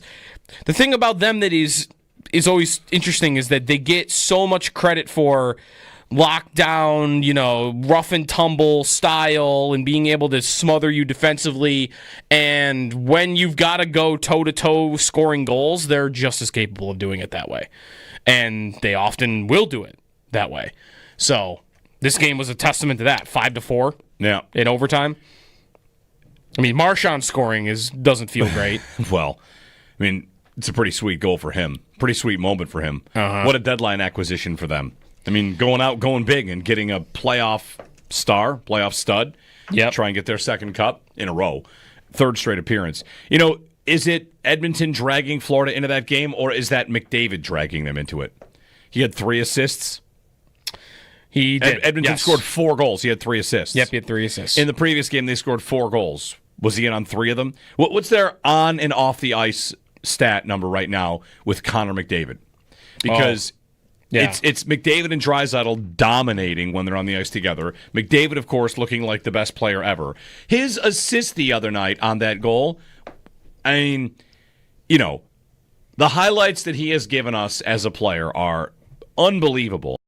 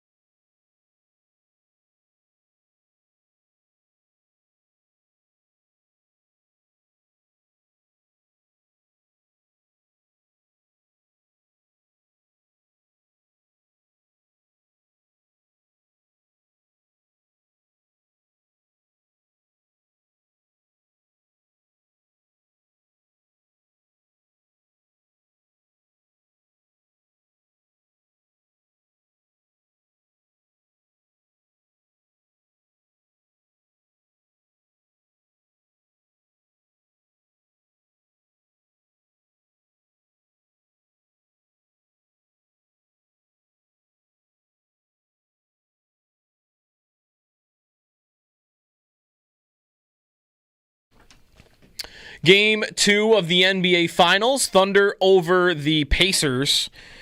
That series is now tied up at 1 game apiece, 123-107 the final.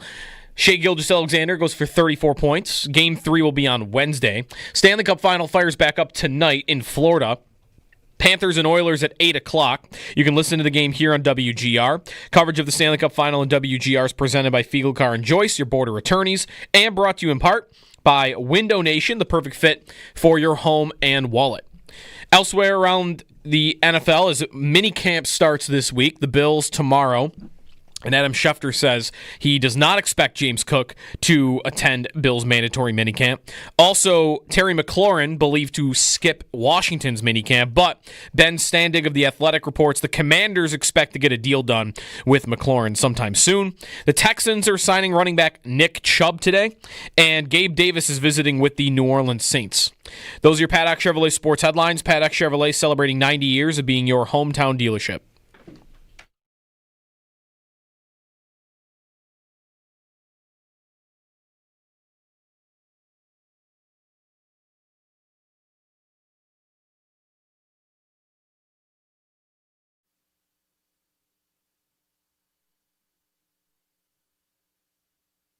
And then we gonna suck regardless, bro.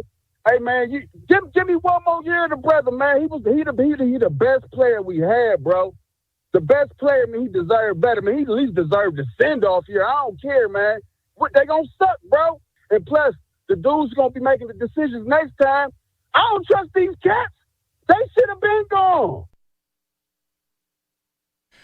That's a caller to the Ken Carman Show that's upset about Nick Chubb leaving the Browns.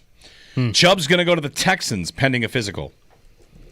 He is, no exaggeration here, one of the best running backs ever. Mm-hmm. And could he get an Adrian Peterson bounce back situation?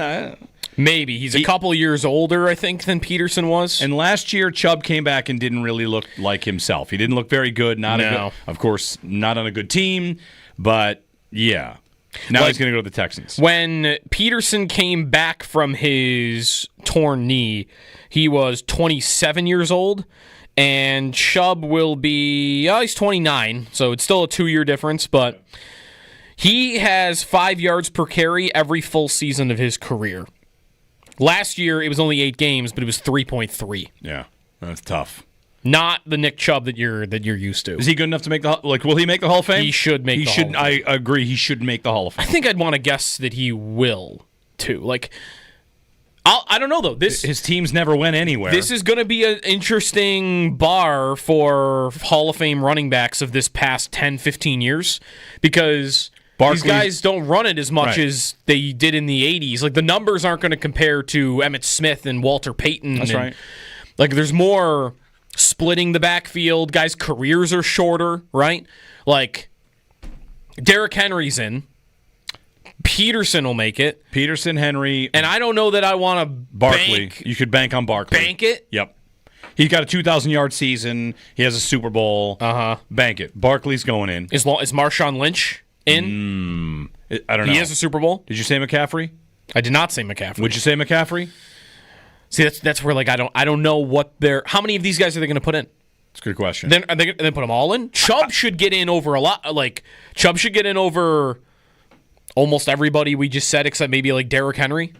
Yeah, I don't know that he will. He should. He's an all-time back that's also played on the worst teams in the league. Mm-hmm. He's better than Barkley. But his career, he is a better running back for his career than Saquon Barkley is. No?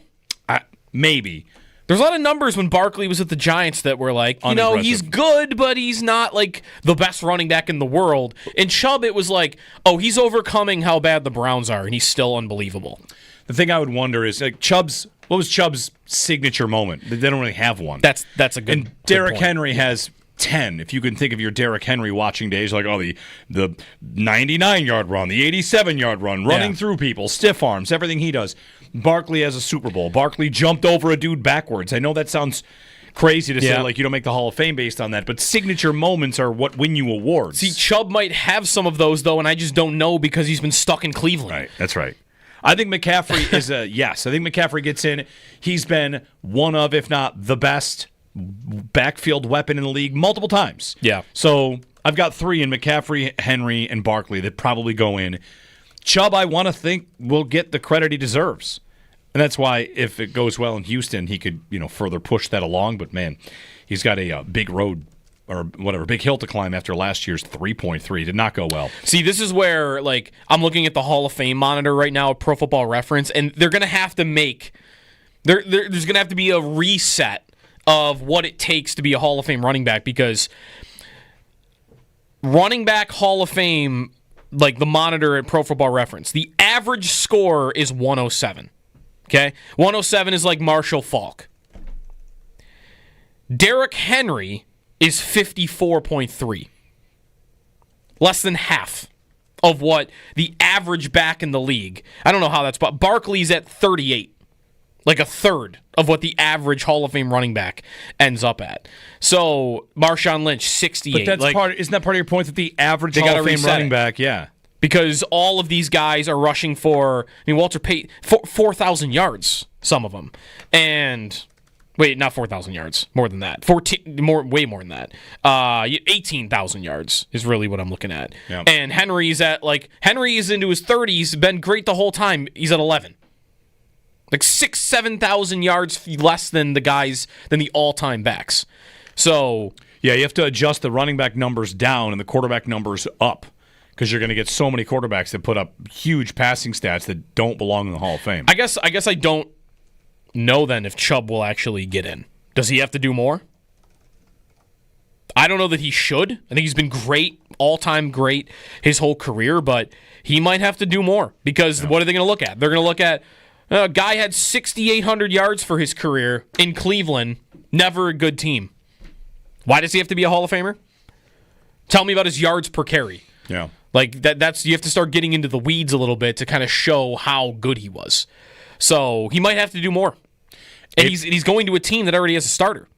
803-0550, our phone number if you want to join us. James Cook and the mandatory minicamp story. We'll get the next stage in that tomorrow. Adam Schefter reporting the two sides are very far apart, and he does not think Cook will be here tomorrow for the start of mandatory minicamp.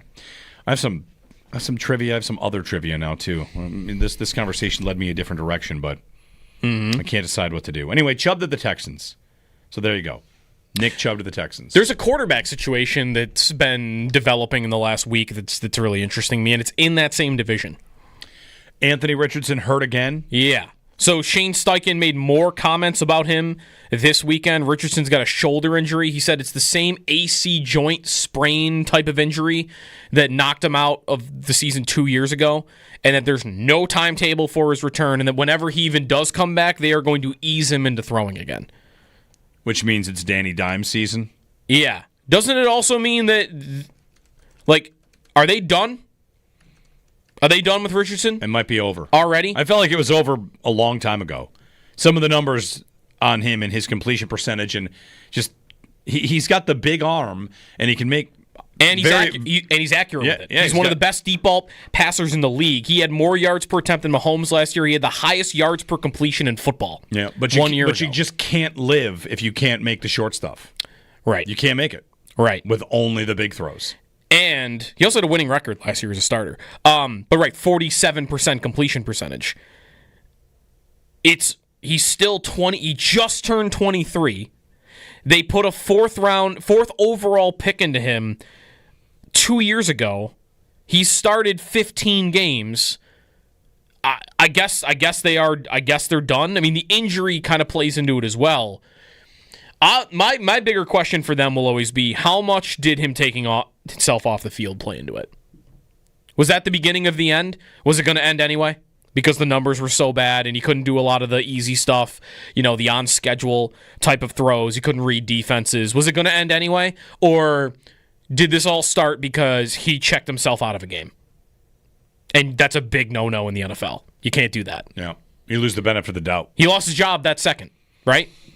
He didn't play the next week. Yep. Who played the Bills? Joe Flacco played against the Bills because they took him out. So he's an interesting story to me because he is... I want to believe that there is still a good player in there. Who can harness that? He made the best pass in the league last year. He threw a 70-yard pass over the defense to Alec Pierce. And he runs the ball really well. He's a crazy athlete. And again, even though he was horrible at all the short and intermediate stuff, he was completing passes down the field. Someone has got to be able to harness that, right? Someone will believe they can. But what is that going to look like? Is he going to get traded for a day 3 pick and go be a backup somewhere? Yes. Or is somebody going to make him their plan? Won't he be what Trey Lance is, where someone says, let's get him in our building and see what happens? I mean, that guy never got back in, though. That's right. Or really never got in. That guy never got in the first place. It becomes a low risk, high reward potential bet. And, of course, the Bills aren't a team that's going to have to make that bet. But somebody will. Won't the Dolphins make that bet? Won't the Jets make that bet? Won't the Saints? Somebody will make that bet. They'll try. You say that. The Bills did make an offer on Trey Lance. That's right, they did. That was reported. If they made an offer on Trey Lance, will they make one on Anthony Richardson? No. What's different? I don't know, but they just won't. I don't know. Well, what's different might be they have 2 backups under contract right now. Right, and does he play golf with Josh? I mean, was Trey Lance going to play golf with Josh? Either way, it doesn't matter. You're right. Like a team. Did you say Miami? I said Miami. Miami feels like a team that would make sense for. Somebody with a coach that's going to look at that, loved him in the draft process, and think he just needs a change of scenery. He's 23 years old. Let me work with him for a year because he's got gifts that almost no other quarterbacks in the league have. It's not even just the arm strength and the athleticism. He's 6'5" doing it. How many guys are, other than Josh Allen, how many guys are that big, can throw it that far, and can run that fast? Not many. I'm not sure there is another one. And I would be really tempted if I were Kevin O'Connell or some coach that thinks I'm a quarterback whisperer. I know how to get the most out of these guys, and I see all of that talent. I'm gonna want that guy. But the best scenario he's getting, probably, if he doesn't get a job back in Indianapolis, is just he gets into camp in a conversation, like in a competition, in a conversation, and right. It's tough. Like when you are drafted, you get some time, some benefit of the doubt time. And now, it's like, sorry, you're competing with, who's the right name I want for this? You want a rookie? No, I want a veteran guy who's going to beat him out because the coach is desperate and has to win some games. You're competing with Mac Jones, and you lost. Mac Jones is our starter. You know, like that's his future, maybe. 803-0550, have some instant trivia to get you. A U.S. Open preview as well with Oakmont on the docket this weekend. We'll get things started on Thursday for the U.S. Open. That's exciting. Jeremy and Joe, give us a ring. Matt Perino, 8:30 on the James Cook situation and Patchy Mix's UFC debut as well. It's all coming up here on WGR.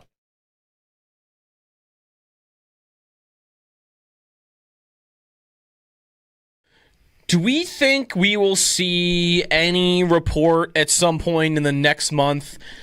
Sources, James Cook has asked for a trade.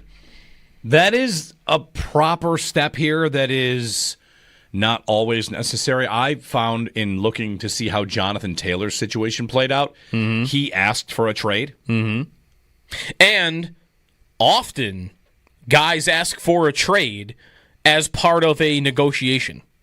How many times can you think of blank asked for a trade? You don't even want to believe it anymore. Like, what's the point of talking about a guy getting traded? Because how many people can you name that have asked for a trade that didn't get traded? This offseason, Myles Garrett. Yep. Myles Garrett took it to a level where he wrote a letter saying, like, I'm done. He did. And then 2 weeks later, he signed. Both Debo and Ayuk in San Francisco asked for trades. Yes, that's right. Trey Hendrickson asked for a trade a year and a half ago. Yep. I mean, he might get Delby, still hasn't. T. Higgins asked for a trade. T. Higgins, you mentioned the Jonathan Taylor one, so yep. It's like 90%, 80% of these ask for a trades don't end up in resulting in trades. So I'm almost wondering that about Cook. Like Cook might still want the deal from the Bills to stay in Buffalo, and one maneuver you could take if, like, you can't get them back to the bargaining table, and you're $5 million apart, and you're trying to get it to like 13 or 14 million, and just neither side will really budge. Like, what do? You could do that. That would ramp it up a little bit. It would make it a little bit uglier, but as you're seeing in all these other situations, you ask for a trade, you sign back a month later. If James Cook signs for $12 million a year, I don't necessarily think that'll happen, but if he signed for $12 million a year a month after asking for a trade, nobody's gonna care. Yep. At least I don't think people are gonna care. I don't think fans will care. I don't think the Bills, I'm certain, wouldn't care.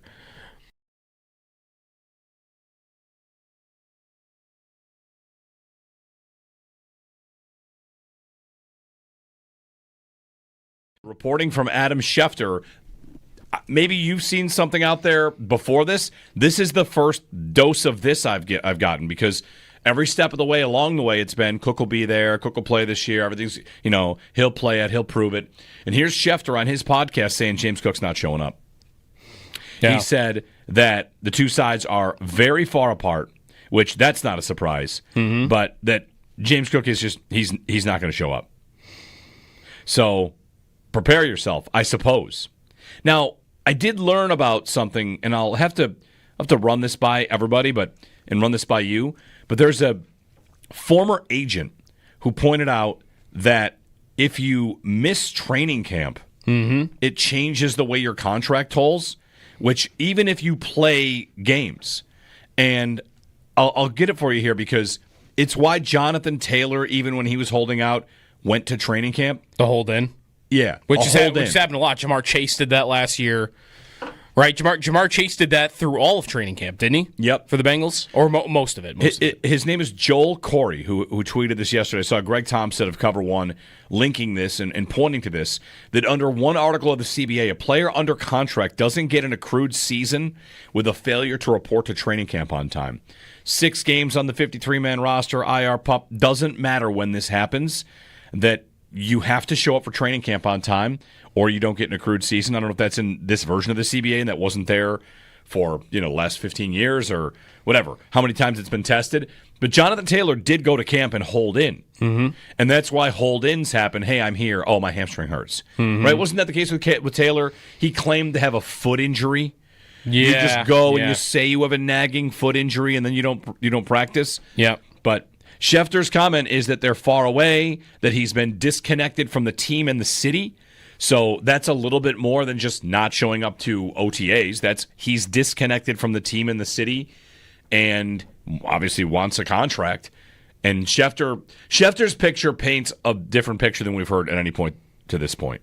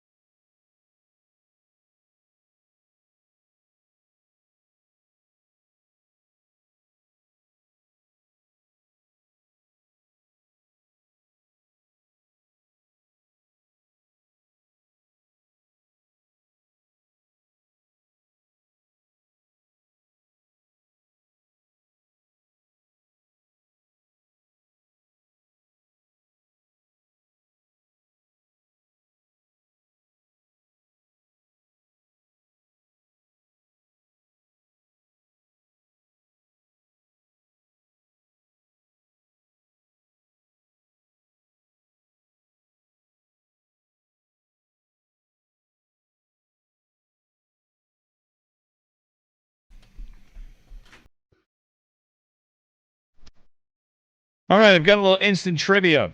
Good morning, Jeremy and Joe. Some football trivia. Okay. This is one of those ones where it's not, hey, who are the 5 this, a little different. Mm-hmm. I'm going to ask it this way. How many guesses do you need to tell me which NFL team last year finished with the fewest explosive plays? I bet I could get it within 5. Okay, hold on. 5 guesses. Let me redefine. It's not exactly explosive plays. It's plays of 25 yards or more. Okay. So that's it because explosive runs and explosive passes are different depending on blah, blah. So What team had the fewest 25-plus yard plays last year? You can get it in 5? We'll do a little name that to him. You want 5? Yes, I think I can get it in 5. Oh, and Josh, you guys anyone want to say they can do it in 4? I don't think I could get it in 4. Okay. I'll take it. I'm also right. I think 5 is a safe bet. Yeah.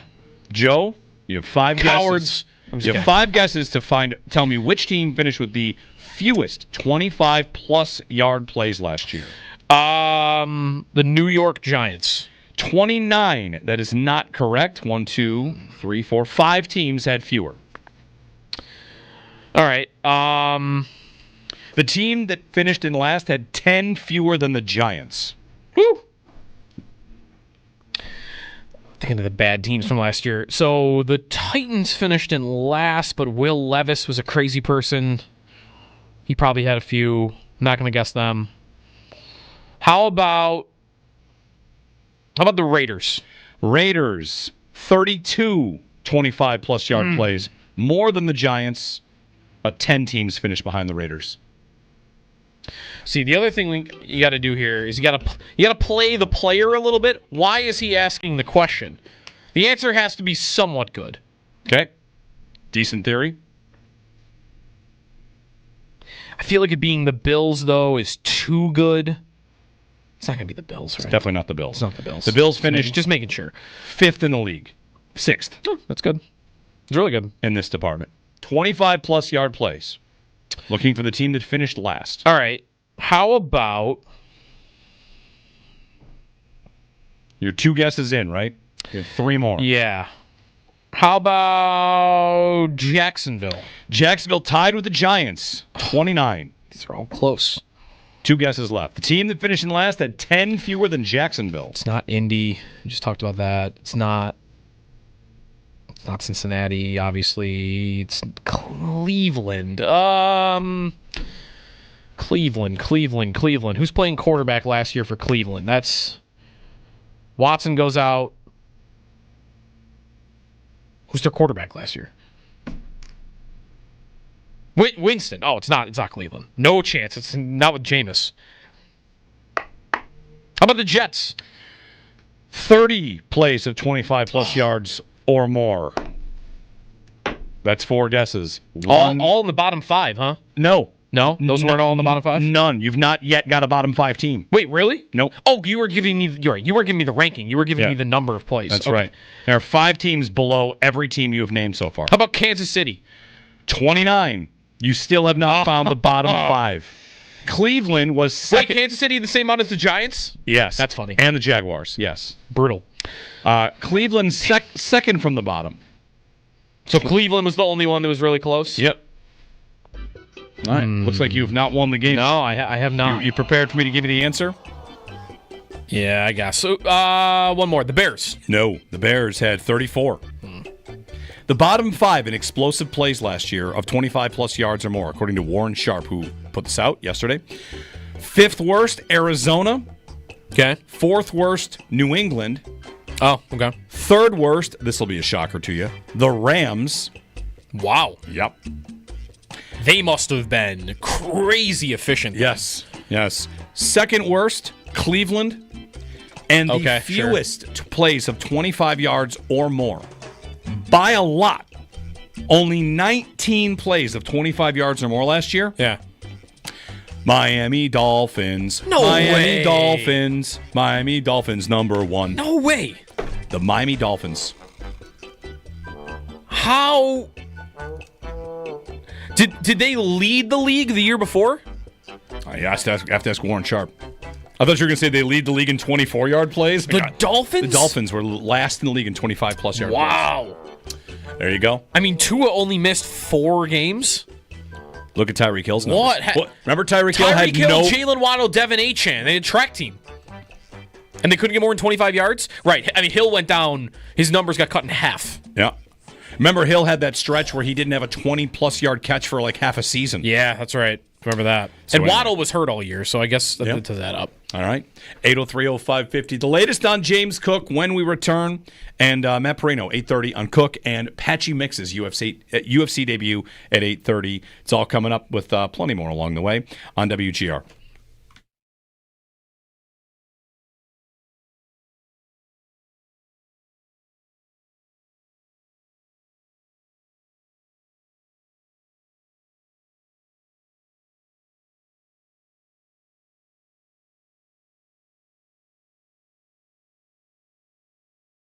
There were a couple little dribbles of Sabres things that happened over the weekend. Elliot Friedman's 32 Thoughts podcast had Peterka mentioned again, and even went so far as to say watch the Sabres. They're going to do something big. And that's something he kind of indicated he continues to hear. So, what are the odds they're going to do something big enough, though, that it's going to get everybody in the league talking? Yeah, in the league. Not just like... I don't feel like their bar to get Sabre fans or a good amount of Sabre fans going, all right, let's go, like something to live for a little bit here going into the year. I don't feel like that bar is that hard to clear.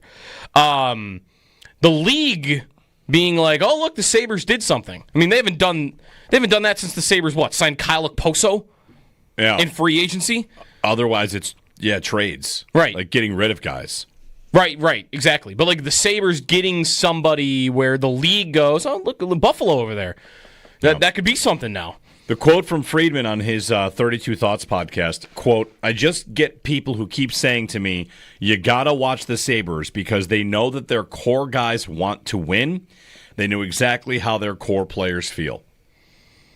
All right. Their core guys want to win, which has always been true. Like that's a thing that's never been different. Their core guys always want to win.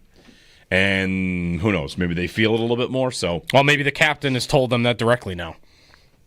Yeah, that okay. That could be a little bit different. A little context, right? You can believe all you want and should assume that the guys in that locker room want to win. But I do bet it's different if you are a GM. If this has happened, it can be different from I assuming those guys want to win to the captain comes and tells you to your face that like, what are we doing here? Yeah. Time to get going. Time to win.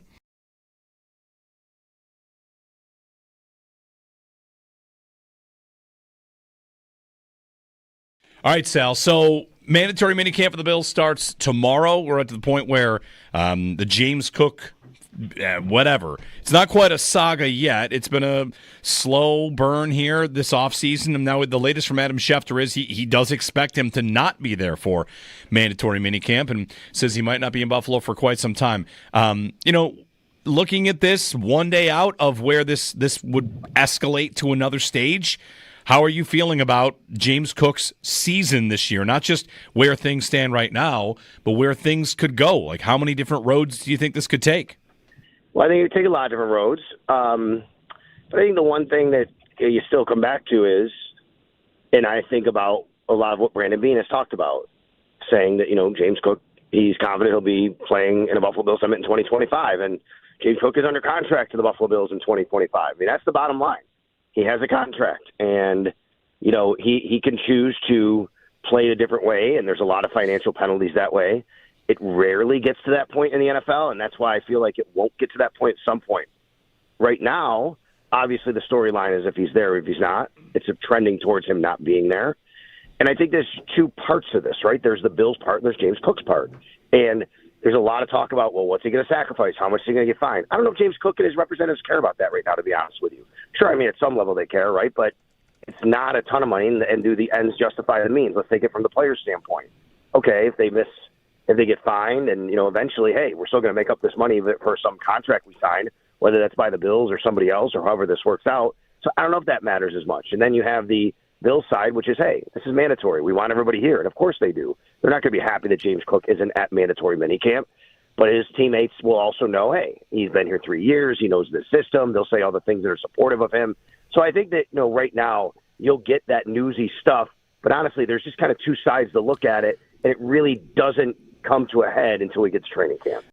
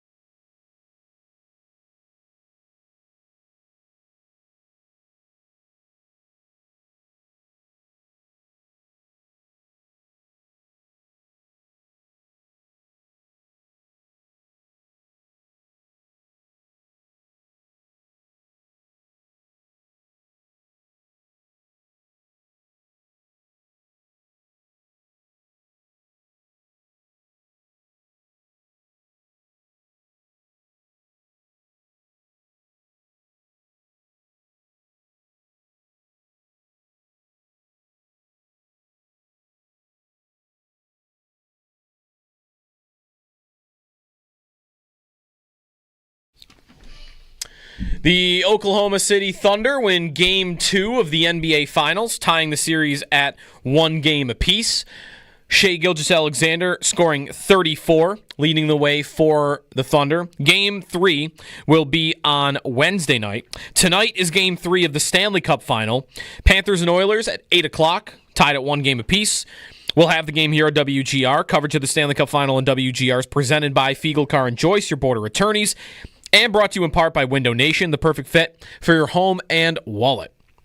Minicamp starts tomorrow for the Buffalo Bills. Adam Schefter said on his podcast this weekend that he believes that James Cook will not be there, so we'll see tomorrow. Also, Terry McLaurin's looking for a new contract in Washington. It's believed he will also skip minicamp, but there's a report in D.C. from The Athletic that the Commanders believe that a contract will get done with McLaurin.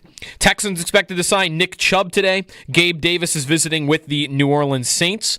And yesterday at Roland Garros, the French Open, Coco Gauff wins another major on the women's side, and then Carlos Alcaraz beats Yannick Sinner on the men's side. He was down to having to defend 3 championship points in the 4th set, comes all the way back to win.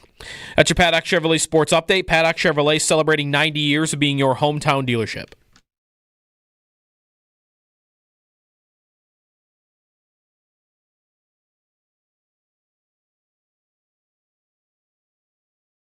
I think you guys know by now how I feel about Jimbo, and that stuff that's besides me. That I don't make those decisions and whatnot. But he was obviously huge for us last year, and I'm excited to when he is here to be able to get with him. I obviously love Jimbo, but it's just like whenever someone's not here, it's a great opportunity for the guys that are, and seeing Ray and Ty and Diev and Frank just get those opportunities. Like everybody kind of benefits from that, and but I am excited whenever Jimbo is back with us. Bills offensive coordinator Joe Brady. Good morning, Jeremy and Joe. Thanks for coming along with us here on this Monday. Bills mandatory minicamp opens tomorrow. Spent some time this morning talking about James Cook because Adam Schefter, his latest from his podcast.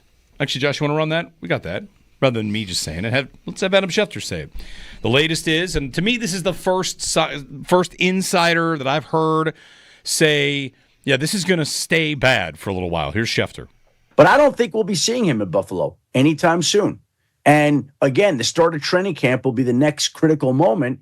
If they don't have a deal done there by then, does James Cook show up for training camp? Does he risk the penalties that come along in the collective bargaining agreement if he doesn't show up? But look, we've seen the Philadelphia Eagles this offseason reward Saquon Barkley.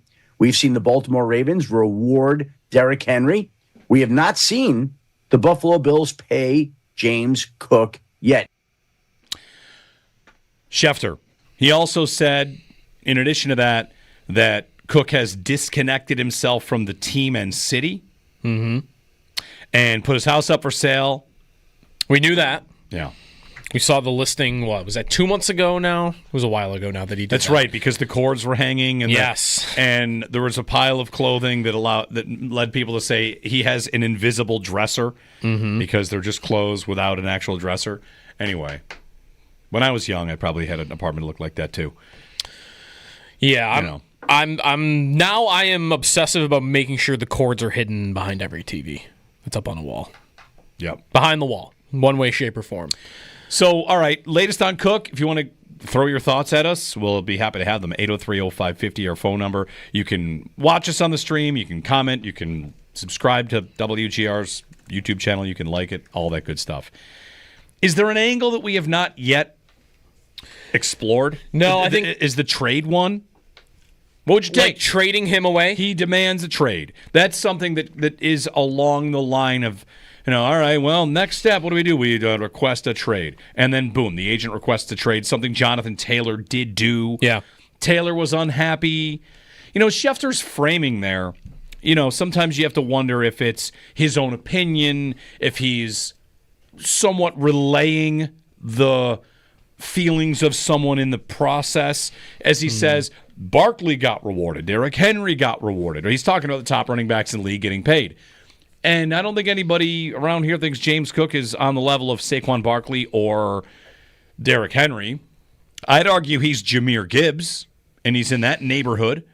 and Gibbs is not yet paid. Will the Lions pay Gibbs? Because the Lions have Gibbs and a guy that they've paid in David Montgomery. And that's a 1-2 punch. That's a shared backfield. Would they pay them both? By the time they're due to pay Gibbs, Montgomery might be done there. And Montgomery got hurt late last season. So Gibbs, even though Gibbs is a much bigger part of his offense than Cook is. Cook, the touchdowns are similar. In fact, they both score 16. Their touchdowns are similar. Their yards over expectation running the ball are similar. All right. But Gibbs was 50 yards short of 2,000 yards last year, and Cook had 1,200. Right. So how many snaps?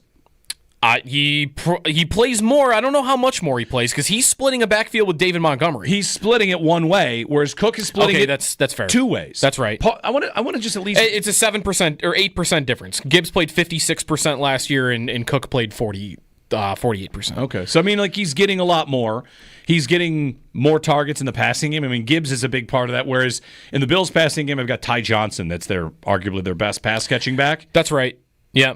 Gibbs, I don't want to fall into a trap with him because I want to believe in those numbers, yards over expected, and he plays on a team where his offensive line someone said earlier in the day that the Bills have the best offensive line in football. They might. If they don't, Detroit probably does. Although their center just retired. Yeah, Ragnar just retired. They're still probably really, really good. Gibbs, his nickname on Pro Football Reference is Sonic. When he gets in the open field, it's crazy. He's so fast. But anyone else sound like that? Anyone else do that last year? James Cook did that last year. But in the open field, that's what he was. Cook's fast, but I do think Gibbs has another gear. But it might be shiftier. That might not matter. It really might. It might not. Devin Achane is the fastest back in the league, and he stunk last year. His yards over expectation were terrible, and he didn't run. He was under 4 yards a carry. So, just who can run the fastest straight ahead is not a measure of how good you are. But Gibbs, maybe it's also that he was a first-round pick, and the expectation he was more of a player in college. So, okay, they're close enough. They will pay him, I bet, in Detroit, though. He's a first round pick, so that's the point. They have more time to do it. They have fifth-year option. And when you draft a guy in round 1, isn't there a little bit more? 12 overall, by the way. Where was Cook? 60? A big difference in picks. It's not just a one-round difference between the two. Gibbs was a high-ish first-round pick, whereas Cook went near the end of round 2 after the Bills had traded down a couple times.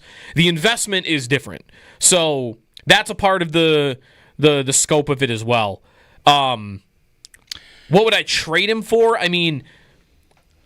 What's the? I'm not really worried about the compensatory pick part of it. No, but I'm not trading for a draft pick, right? Don't I want to back in exchange?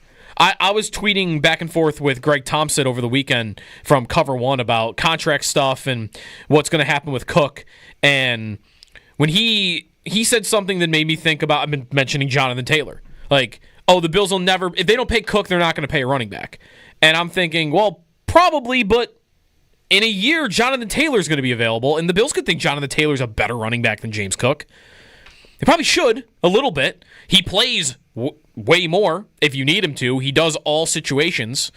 And the trade he threw out was something along the lines of, I got to find it, Cook and Epinesa. We're just going to throw Epinesa into every trade, I think, between now and the start of the season. That's right. But something like Cook and Epinesa, here it is, to fit the salary in, because Taylor's got 2 years, $24 million left on his deal, but next year there's no guaranteed, so, there's a big dead cap. You'd probably want to redo it. You send Cook and Epinesa and a fourth to Indy for Jonathan Taylor. Would you do that? Because that's not draft picks. That's not, I'm doing things for the future. I'm still trying to win a Super Bowl right now. Well, is there a deal, though, where you're not getting a running back that is going to sound good to people? Because no one's going to want draft picks, and what other position, what are you going to trade James Cook for? You're going to trade him for a defensive end? It's not realistic to think about trade. I've never thought it to be all that realistic to trade him because he wants a contract that the team that acquires him is going to be willing to pay him. Back to the Gibbs point, because I just want to do that. You mentioned Taylor. Okay. I'm not here to tell you that rush yards over expectation is the Bible and we all have to sign up for that. But if you want Jonathan Taylor, he's the guy that finished below James Cook in rush yards over expectation.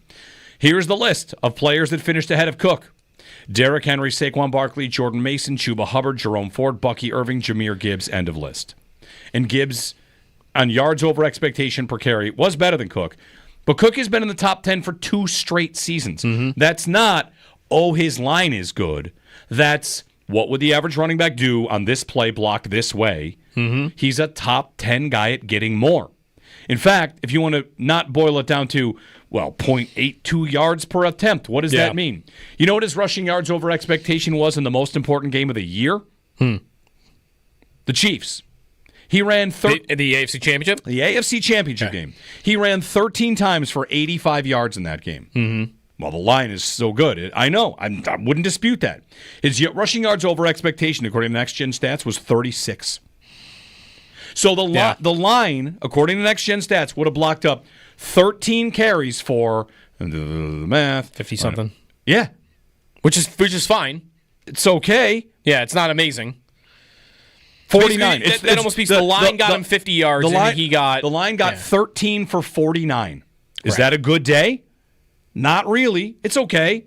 But he got 13 for 85. Rush yard, again, I'm not trying to tell you that it's everything, but it's just, here's a data point where they do the league, the whole league. Yeah. And they say, and this number says this guy gets more than he should. He's the best on the Bills at it. And he definitely, I don't know how much of that over expectation was on that touchdown run, but it's at least 3. Right, the touchdown run was he gets met at the 3-yard line. I feel like that +3 on that number should be like +100 because of how you get a score on it. To me, that's one of the flaws in like rush yards over expectation is if you break one at the 5 where you would have gone 95. Whatever. Right, that's right. But whatever. The point is, I think he's good. And his lack of production is in part built into the system, and the Bills might like it that way. Well, and it's his limitation. I mean, that game is kind of a microcosm of the debate of whether or not you pay him how much he's worth, how much the Bills would like him, because that game, he was awesome. 30 yards more than he should have.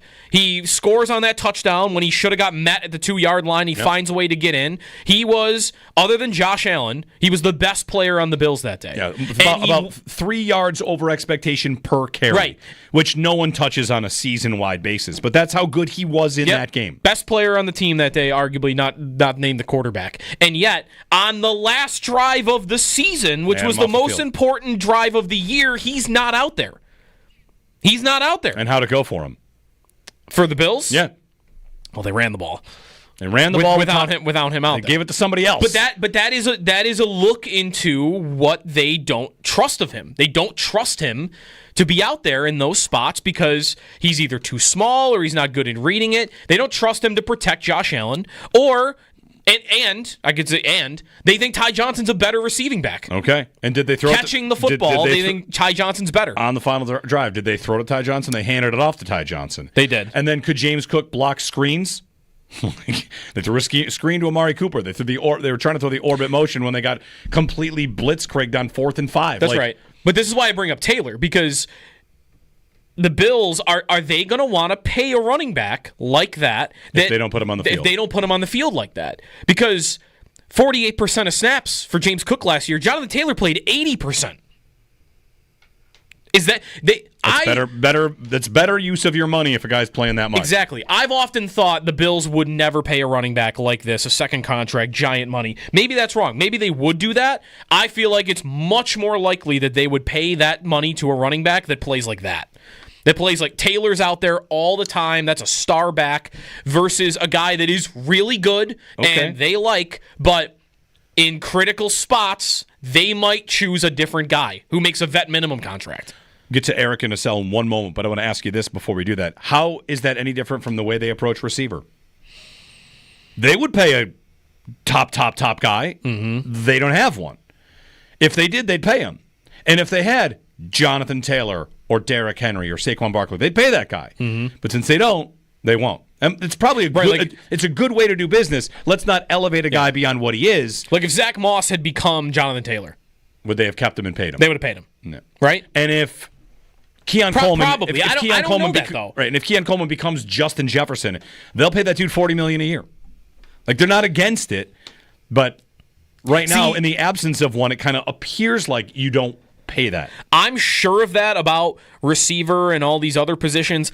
I don't want to say I 100% know it about running back because we've never seen them. They've chased it to an extent, right? Day 2 picks. But they have not spent a first-round pick on it, and they have not traded for one of the big names, right? They have not signed one of the big free agents. They didn't go sign Derrick Henry last summer. I don't even know if they tried. Should they have? Did they even talk to him? They maybe should have. Maybe. But again, that's part of the point. Like, even if they had a guy like that, I wonder if they would pay him. I would bet they would, but these other positions, I'm sure of it. If Keon Coleman becomes A.J. Brown, they are signing Keon Coleman. Yep. If T.J. Sanders becomes Aaron Donald, they are signing T.J. Sanders, and so on and so forth. If Ray Davis becomes a top 10 back in the league if Cook leaves and he becomes like a Pro Bowler, perennial Pro Bowler, I'm not sure they'll pay him. Would they have the same approach the Giants did on Barkley? Again, the Bills would be good. But what Joe Shane say that day? We're not paying Danny Dimes this money to hand off. Right, and that dude worked in the Bills front office for 5 years. Eric on a cell jumping in. Hey, Eric, good morning. Hey, good morning. How you doing, fellas? Good. Excellent. I just want to say James Cook never had to be this extra about it from Jump Street. He came out of the cannon all fired up like the Bills were doing something egregious against them. And to that, I would just simply say to James Cook, bye, Felicia. Thanks, boys. Peace. Thanks, Eric. I don't know how extra he's been lately, though. And even extra, whatever. He tweeted $15 million. He's said some things. It hasn't been that bad. Well, this is where it's about to. That's the next step. Skipping mandatory minicamp, racking up $100,000 in fines. Right. He missed voluntary OTAs, and he was the only guy to miss outside of Josh, who just got married. He missed the second week of OTAs. Yep. He's definitely at the start of this when it was one tweet. I thought, who cares? It's no big deal. Mm-hmm. But as we've gone along, I kind of tend to agree with Eric. This could all be quiet. Put it this way. What if Schefter... No, I don't want to say that. I was going to say, what if Schefter had the same report and we didn't have the tweet from Cook about $15 million? Because what he did there is he fires the opening shot. The Bills would never have said a word. None of this would have been public. It would have been us speculating. And maybe there would have been a report. Hey, James Cook's really not too happy. He's going to report, but he's not happy. And if that had been the way things had been handled, would people be more sympathetic to his position? Now, listen... He's got no safety net. He's there. He's working. He's at OTAs. He's at mandatory minicamp. And there's all these reports, nothing directly from him, no tweet, no podcast, none of that. Nothing from his brother. The plan at that point instead is we're going to go radio silent, but we're going to leak it just to the insiders. I'm hearing Cook's not happy about his contract. I'm hearing he wants more. Then the story's out there, and we don't have the caller. He's not alone to say, as soon as he made it about himself and as soon as he went public there, he lost people.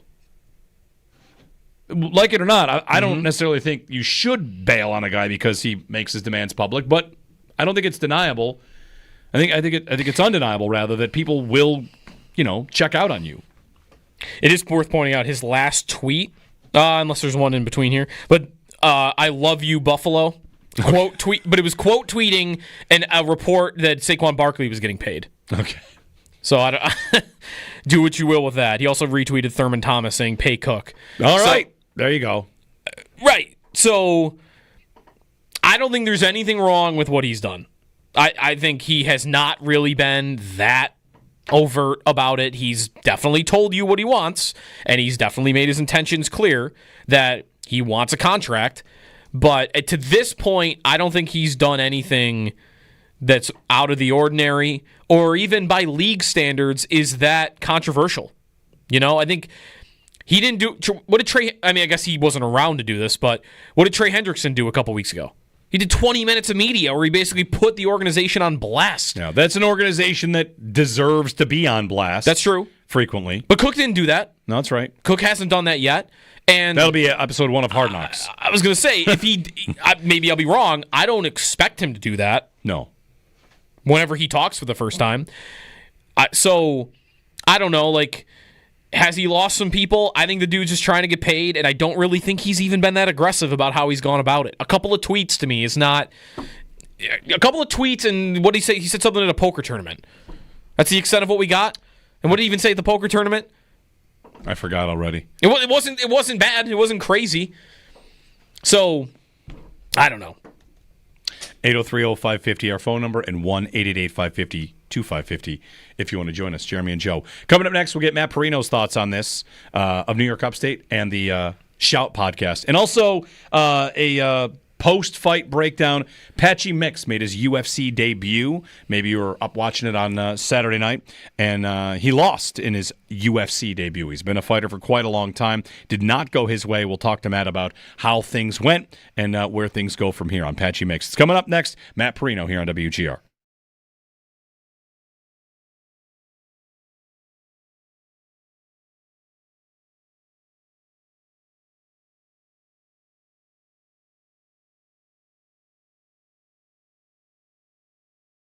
All right, Sal. So mandatory minicamp for the Bills starts tomorrow. We're at the point where the James Cook, whatever. It's not quite a saga yet. It's been a slow burn here this offseason. And now the latest from Adam Schefter is he does expect him to not be there for mandatory minicamp and says he might not be in Buffalo for quite some time. Looking at this one day out of where this would escalate to another stage, how are you feeling about James Cook's season this year? Not just where things stand right now, but where things could go. Like, how many different roads do you think this could take? Well, I think it would take a lot of different roads. But I think the one thing that you still come back to is, and I think about a lot of what Brandon Beane has talked about, saying that, James Cook, he's confident he'll be playing in a Buffalo Bills summit in 2025. And James Cook is under contract to the Buffalo Bills in 2025. I mean, that's the bottom line. He has a contract, and, he can choose to play a different way, and there's a lot of financial penalties that way. It rarely gets to that point in the NFL, and that's why I feel like it won't get to that point at some point. Right now, obviously the storyline is if he's there or if he's not. It's trending towards him not being there. And I think there's two parts of this, right? There's the Bills part and there's James Cook's part. And there's a lot of talk about, well, what's he going to sacrifice? How much is he going to get fined? I don't know if James Cook and his representatives care about that right now, to be honest with you. Sure, I mean, at some level they care, right? But it's not a ton of money, and do the ends justify the means? Let's take it from the player's standpoint. Okay, if they get fined and, eventually, hey, we're still going to make up this money for some contract we signed, whether that's by the Bills or somebody else or however this works out. So I don't know if that matters as much. And then you have the Bills side, which is, hey, this is mandatory. We want everybody here. And of course they do. They're not going to be happy that James Cook isn't at mandatory minicamp. But his teammates will also know, hey, he's been here 3 years. He knows the system. They'll say all the things that are supportive of him. So I think that, right now you'll get that newsy stuff. But honestly, there's just kind of two sides to look at it. And it really doesn't come to a head until he gets training camp.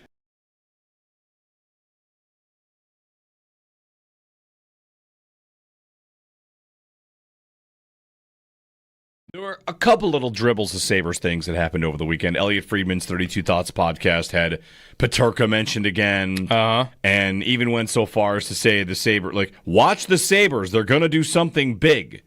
And that's something he kind of indicated he continues to hear. So, what are the odds they're going to do something big enough, though, that it's going to get everybody in the league talking? Yeah, in the league. Not just like... I don't feel like their bar to get Sabre fans or a good amount of Sabre fans going, all right, let's go, like something to live for a little bit here going into the year. I don't feel like that bar is that hard to clear. The league being like, oh, look, the Sabres did something. I mean, they haven't done that since the Sabres, signed Kyle Okposo in free agency? Otherwise, it's, trades. Right. Like getting rid of guys. Right, exactly. But like the Sabres getting somebody where the league goes, oh, look, Buffalo over there. That could be something now. The quote from Friedman on his 32 Thoughts podcast, quote, I just get people who keep saying to me, you got to watch the Sabres because they know that their core guys want to win. They know exactly how their core players feel. All right. Their core guys want to win, which has always been true. Like that's a thing that's never been different. The core guys always want to win.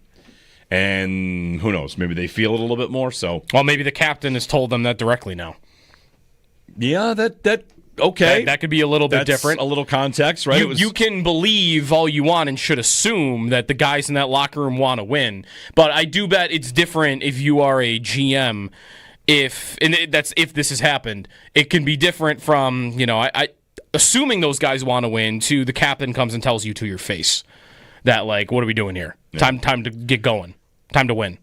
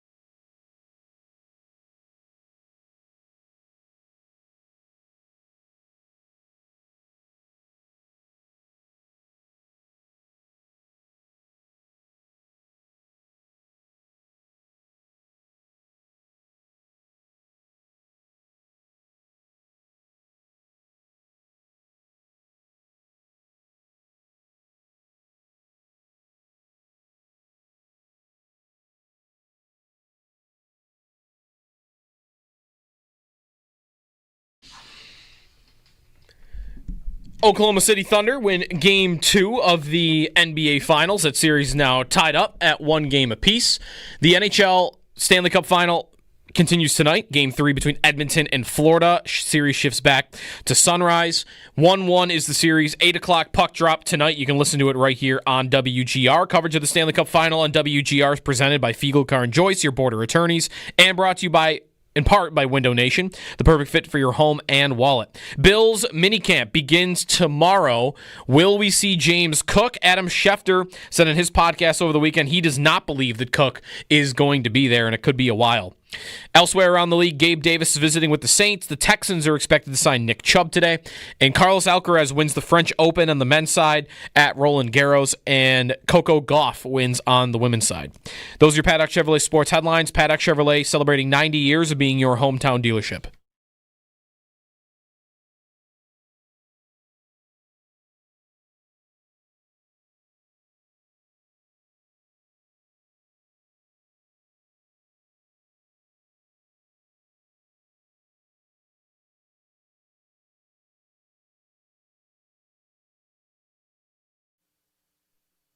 We've seen it happen before when you come from, the smaller shows and get to the UFC.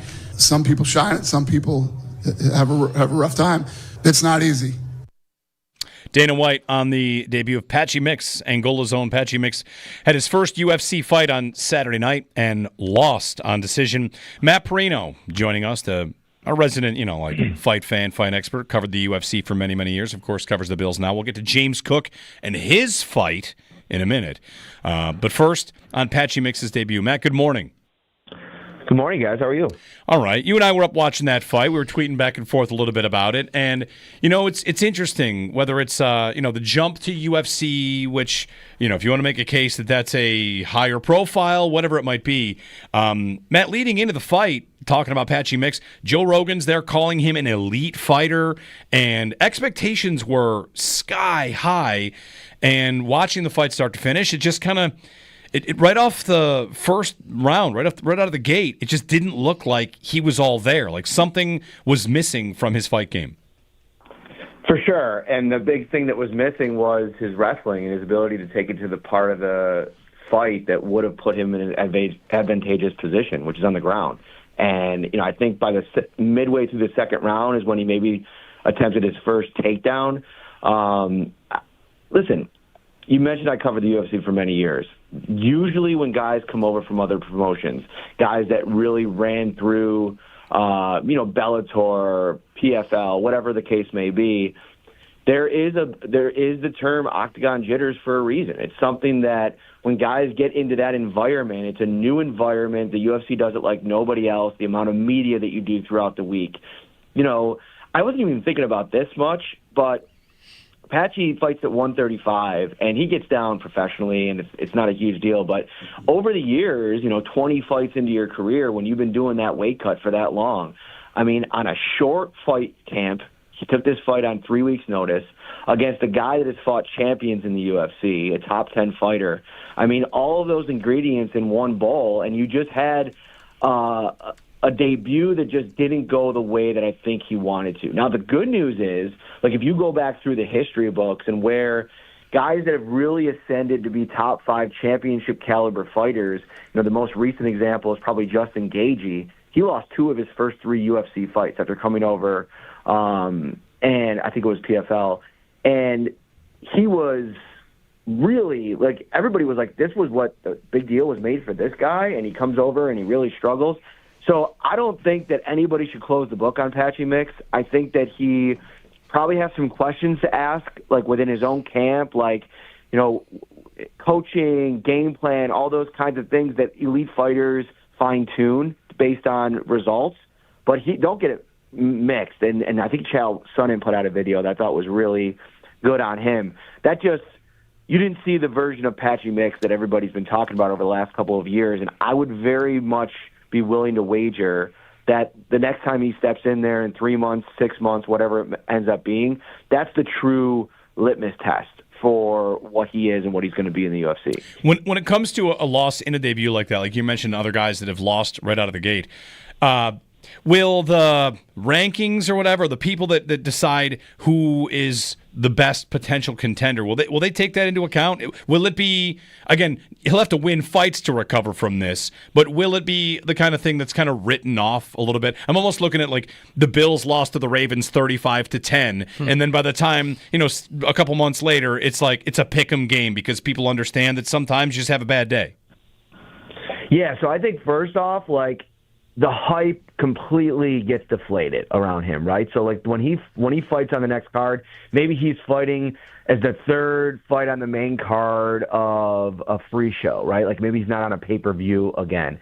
And you're right, he's going to have to win a couple fights to get back into title contention because we were talking about going into this thing last week that with an impressive performance there on the same card, that could be something that gets his name thrown into the hat of contenders. Now, you're probably 2 or 3 really good wins away from that. And so it's got to be deflating. It's got to be something that this was building for so long. Unfortunately, because the UFC is the machine that it is, you don't really get to pick and choose how you debut and make the perfect circumstances. A lot of times, an opportunity gets thrown your way, and you just got to decide, do I jump on it or do I wait and take my chances? And Patchy was done waiting, and I commend him for that. It's just now going to make it a little bit more complicated. But I also think in the fight game we overreact sometimes because we've seen the elites of the elites, the John Jones of the world, Conor in his run, Ronda in her run, like winning from the jump and having these unbelievable streaks. Most fighters don't have that. And that's what makes some of these elite fighters household names. But to get to a championship fight is still very much in the cards for Mix. It's just about how you kind of lick your wounds and rebound from this. So he falls, and as we're talking about like his path to getting the hype back, how many chances do these guys usually get in the UFC? Like, could his next fight or next 2 fights be to kind of stay in the promotion on top of kind of build the hype back up? I mean, if he were to lose his next fight, like, then that definitely changes the dynamic quite a bit. Right now, I think depending on how many fights, the details of how many fight contract you sign is usually not out there. I'd bet it's somewhere around a 5-fight deal or something around that. I mean, some guys have signed 10, 12-fight deals, depending on, their level of stardom and all that kind of stuff. So I don't think there's any panic that's worth it at this stage. But yeah, the more that you don't win, the more it continues to kind of drop you down. I don't know if you guys played those boxing video games back in the day. Like I used to play Knockout. Or what was it Knockout called? Kings 2002? Yeah, that was my yeah. game. Let's go. And you remember, like, if you started winning some fights, you got to 8 or 9 wins, and you're, like, climbing up the charts. One loss really just pushed you all the way down, and you have to kind of rebuild. It's kind of like that in a lot of ways. And, you know, to lose to the number 10 fighter, think about it this way. To lose to the number 10 fighter, now you're probably going to get somebody in your next fight that's not even ranked. So now you have to think about, what does that win do for you when the opponent isn't somebody that's really in the mix either? So you're going to have to win a fight or two just to get an opponent that's going to earn you some, you know, real points in terms of moving up in the rankings or getting ranked to begin with. But you're just – that's the great thing about the UFC, the beautiful part about it. You're one really great finish away from the entire conversation around you changing. Matt Perino on the Western Hotline. A little bit on Patchy Mix and his UFC debut, which happened over the weekend. Of course, we're also gearing up for another fight, the Bills and James Cook. And Adam Schefter's latest reporting that he does not believe Cook will be in town for quite some time. Matt, this morning we're kind of talking about the roads that this could take. You know, we've kind of danced around it for a while, and tomorrow it could escalate if Cook is not here at mandatory minicamp. Yeah, it definitely escalates a little bit, but I still think that he's trying to play the game and make a statement. So I don't know if my antenna goes up all the way if he's not here this week, only because the real test is training camp, right? Because then he's messing with his future a little bit. I mean, based on some of the reports that came out from the salary cap folks, I know Joel Corey, the former agent, put out a tweet a couple days ago, like, if he doesn't show up for training camp, he doesn't get an accrued season. And so I don't think that he's going to mess around with that. It's all eyes on for Cook. If he doesn't feel like he's going to re-sign with the Bills, it's all about this season producing and going out and getting the best deal that he can. And I was listening to you guys a little while ago. I agree on a lot of what you said. Like, I'm not closing the door on the Bills saying at some point we do want to make a deal and let's continue to negotiate this thing. The business side of it, from the outside looking in, I think always gets – every negotiation tactic employed gets like, we talk it to death, but it's really part of the game. And you've got to figure out a way to get, Brandon Beane, he is a thrifty shopper. He is not going to come out of the gates. The only reason those 4 deals got done this offseason is because he got great savings on all of those contracts, most notably Christian Benford, who, if you do a Twitter search for Benford, people still are talking about the number that came in on him as one of the great steals of not only this offseason, but the last couple offseasons. That's how Beane operates. And I think that they're doing their part, whether it's Brady, whether it's McDermott, whether it's, Beane, with his folks, of keeping this thing as positive as possible and just say, listen, we want him to come back. We want him to have a big season, prove it. I think he ends up doing that at training camp. So that's why I'm not maybe as invested in the minicamp watch as most. But as it stays in the news, the other part of this thing is you're really betting on the guy, because Brandon has shown over the course of his time here, he is going to get out of situations that are potential distractions. I mean, he got out of Diggs way before anybody thought that he would. And this is something that has the potential to become a distraction the longer it goes along. But I'm also... the other piece of this thing, too, is I'm higher on Ray Davis than I think most people are. Like, I think in a post-James Cook world, Ray Davis could be your number one. You could draft a running back next year and maybe start that tandem again with Ty Johnson in the fold as that guy that, just locks down that backup spot every single season, no matter who else is here, it seems. But I think that plays into it too. What do you think of Ray Davis and what he can be in this offense? Because in a limited role last year, I think he was great. And I think also, if he's on the field even 15 to 20% more of the time, if he gets 8 to 10 more carries in the red zone, what do his numbers look like? And if that happened last year, are we having a different conversation around Cook?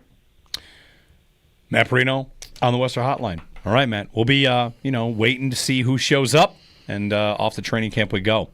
Thanks for the time, and thanks for the chat on Patchy Mix as well. It was fun kind of getting invested, and hopefully he can bounce back and we can get right back to where we were. Also, thank you for allowing me to now go down the Knockout Kings rabbit hole because I've already have that happening at this moment. What a great game. If you find that a downloadable link on our phones and we could just restart that thing, send me the link and we'll get after it. Definitely. All right, boys, take care. Thanks, Matt. I'm trying to remember what boxing game I played the most of. This one had all the legends in it. Yeah, like Knockout Ali's Kings. on the cover. Yeah. I was always Joe Frazier, the left hook. Couldn't stop it. Friends never knew what to do with it. They changed the name, the EA game, to Fight Night, didn't they? Yeah, that sounds familiar. I don't think I ever bought it after. I only had the one game, so I don't remember what years that would have been, but it was Fight Night at some point. Yeah. Meanwhile, watching that Patchy Mix fight, the fighter before him, I think his name was Kevin Holland. He won, and in the welterweight division, it was awesome because, I read a lot of books about Muhammad Ali. He fought long before I ever had a chance to watch him. I found him one of the most fascinating athletes and loved everything about him. I mean, if you know me and what I talk about, I love athletes with attitude and just swagger and that talk. I think it's amazing. Kevin Holland was, like Ali used to, talking during the fight. Yeah. Trash talking the guy during the fight. I love that. And then afterwards, when interviewed in the Octagon by Rogan, started referencing Ali.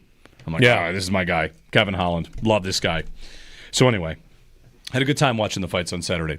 803-0550, 1-888-550-2550. When we return, it is U.S. Open week. They'll be at Oakmont, a course that each and every day that goes by, I found out something more ridiculous about it. This course has some wild facts, including one that from the blimp coverage is going to catch your eye.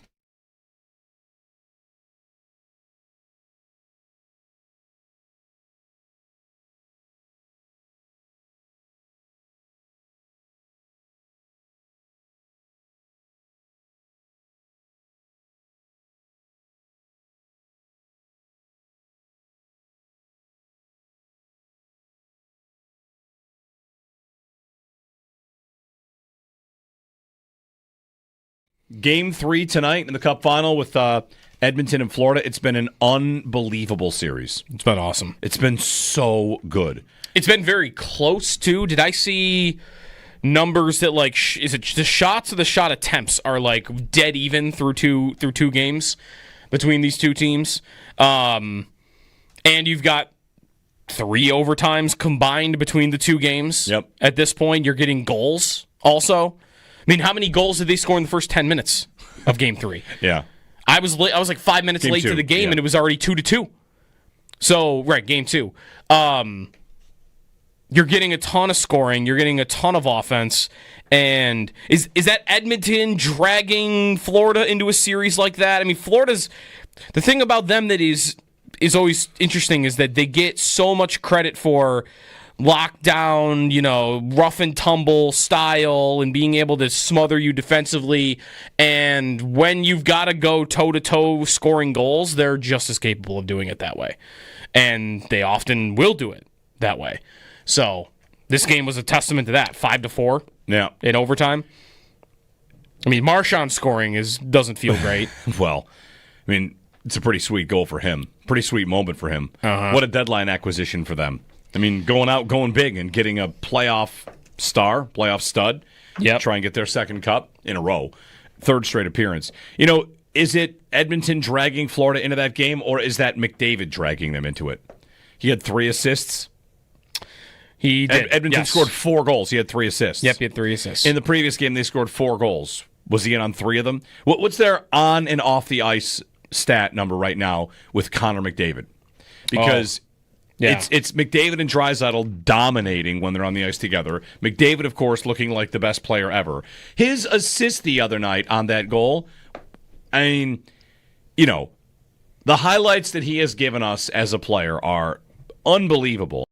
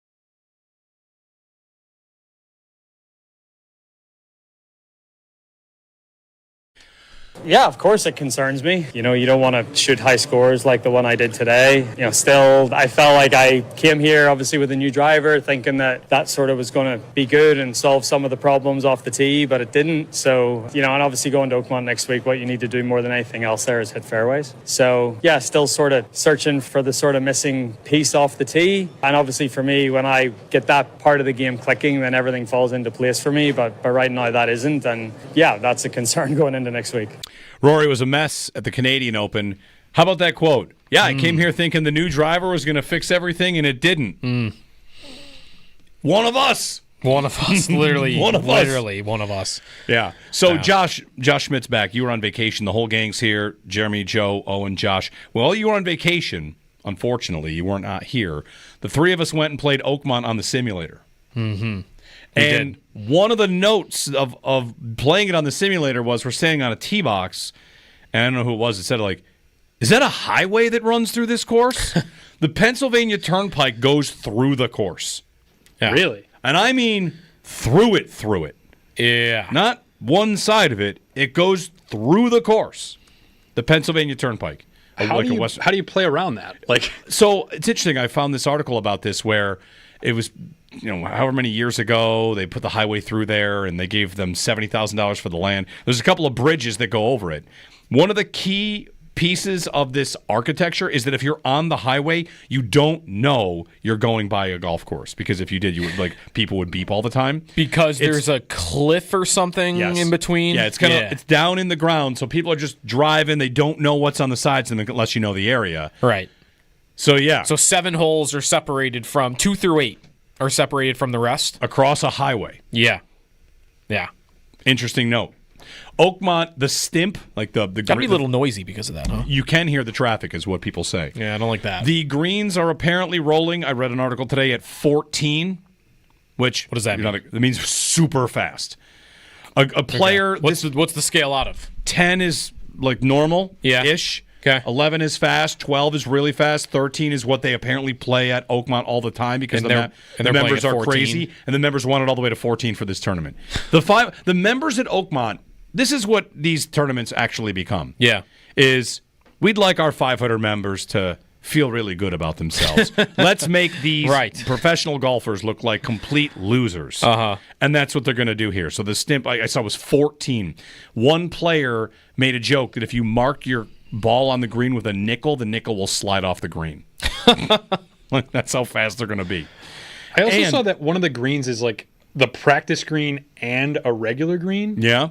Green, shared space. Yeah, it's a massive green, and someone was like, "Yeah, this is because it's the practice green and it's the regular green." There's one other fact about Oakmont that I'd seen over the years. When it opened initially at Oakmont, the course opened in 1904. It was a par 80 course. There were, I didn't even know that existed. Yeah, there were 8 par 5s. And a par 6 in 1904. A par 80. Par 80.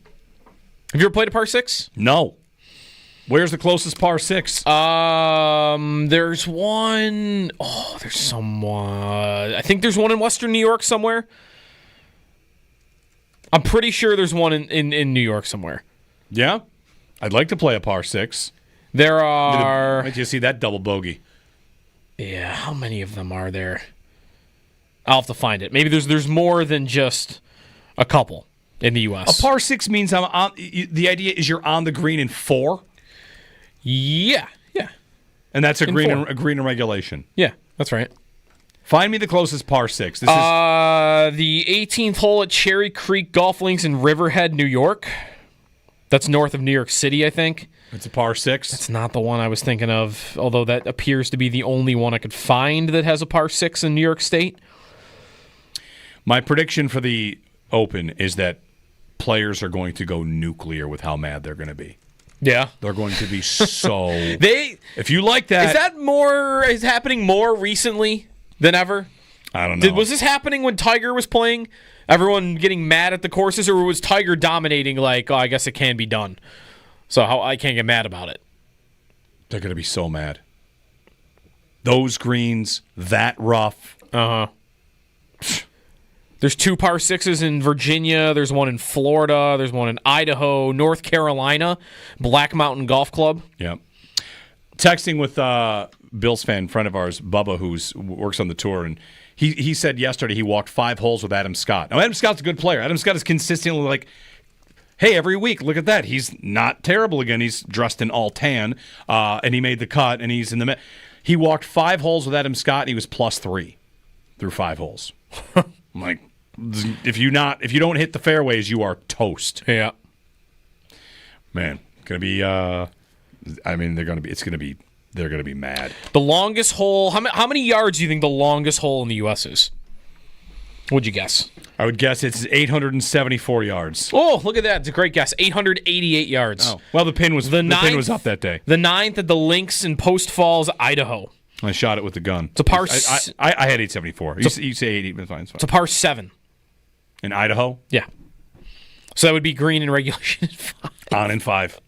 Hey, I've been on in 5 before. The longest in the world in South Korea. There's a par 7 that measures 1,097 yards at Gunsan Country Club. 1,097 yards. Plays downhill. 1,097. It plays more like 950. Right. All right, we'll get a break in. 803-0550, mandatory minicamp tomorrow for the Bills.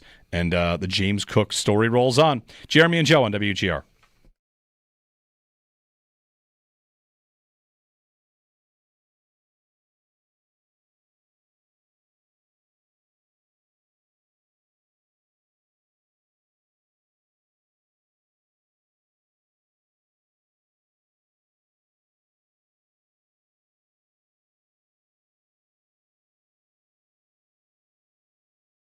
All right, Sal. So mandatory minicamp for the Bills starts tomorrow. We're at the point where the James Cook, whatever. It's not quite a saga yet. It's been a slow burn here this offseason. And now the latest from Adam Schefter is he does expect him to not be there for mandatory minicamp and says he might not be in Buffalo for quite some time. Looking at this one day out of where this would escalate to another stage, how are you feeling about James Cook's season this year? Not just where things stand right now, but where things could go. Like, how many different roads do you think this could take? Well, I think it would take a lot of different roads. But I think the one thing that you still come back to is, and I think about a lot of what Brandon Beane has talked about, saying that, James Cook, he's confident he'll be playing in a Buffalo Bills summit in 2025. And James Cook is under contract to the Buffalo Bills in 2025. I mean, that's the bottom line. He has a contract, and, he can choose to play a different way, and there's a lot of financial penalties that way. It rarely gets to that point in the NFL, and that's why I feel like it won't get to that point at some point. Right now, obviously the storyline is if he's there or if he's not. It's trending towards him not being there. And I think there's 2 parts to this, right? There's the Bills part and there's James Cook's part. And there's a lot of talk about, well, what's he going to sacrifice? How much is he going to get fined? I don't know if James Cook and his representatives care about that right now, to be honest with you. Sure, I mean, at some level they care, right? But it's not a ton of money, and do the ends justify the means? Let's take it from the player's standpoint. Okay, if they get fined and, eventually, hey, we're still going to make up this money for some contract we signed, whether that's by the Bills or somebody else or however this works out. So I don't know if that matters as much. And then you have the Bills side, which is, hey, this is mandatory. We want everybody here. And of course they do. They're not going to be happy that James Cook isn't at mandatory minicamp. But his teammates will also know, hey, he's been here 3 years. He knows the system. They'll say all the things that are supportive of him. So I think that, right now you'll get that newsy stuff. But honestly, there's just kind of 2 sides to look at it. And it really doesn't come to a head until he gets training camp.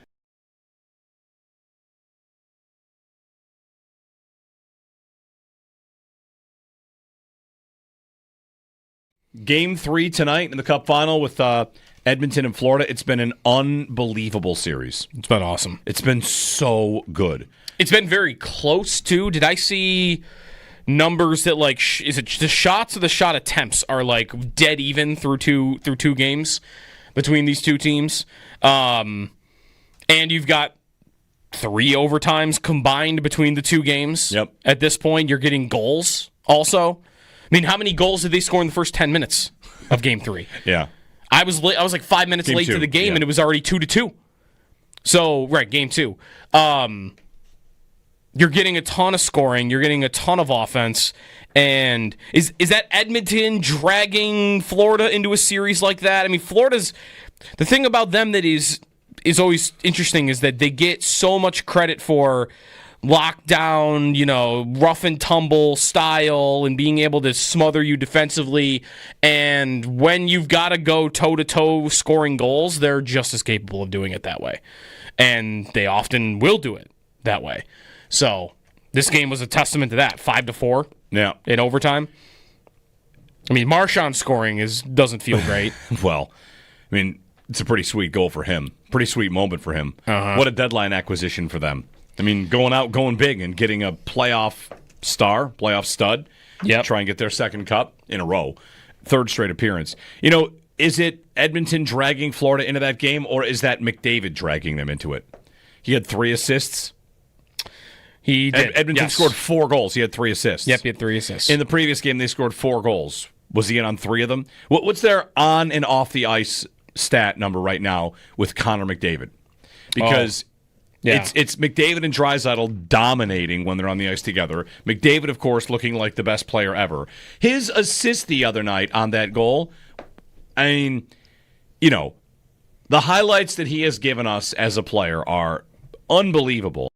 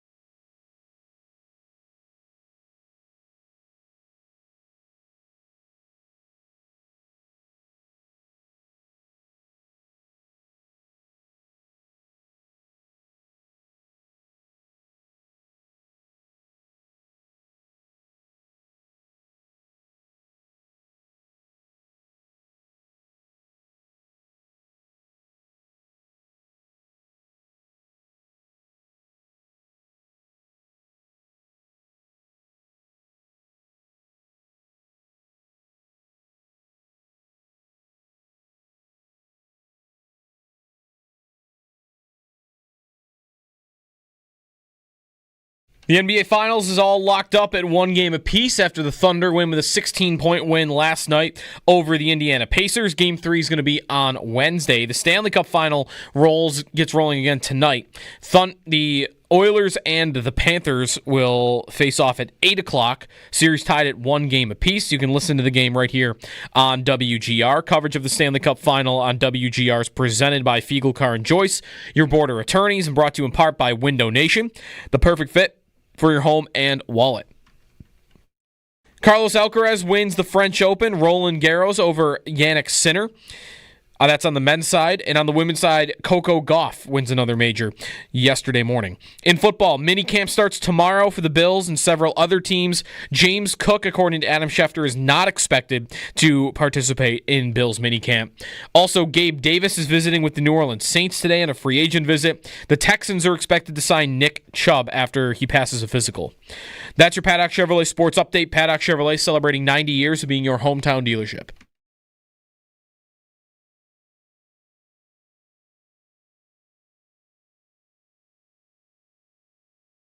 We have some significant news for the Green Bay Packers. Sources say they have informed Pro Bowl cornerback Jair Alexander of his release. This has been one that has been up and down, back and forth for the last several months, has battled some injury issues over the last couple years. This offseason, the two sides agreed to explore a potential trade. That trade did not happen. So at that point, they discussed a potential pay cut, a restructured contract. Could not agree to terms on that either.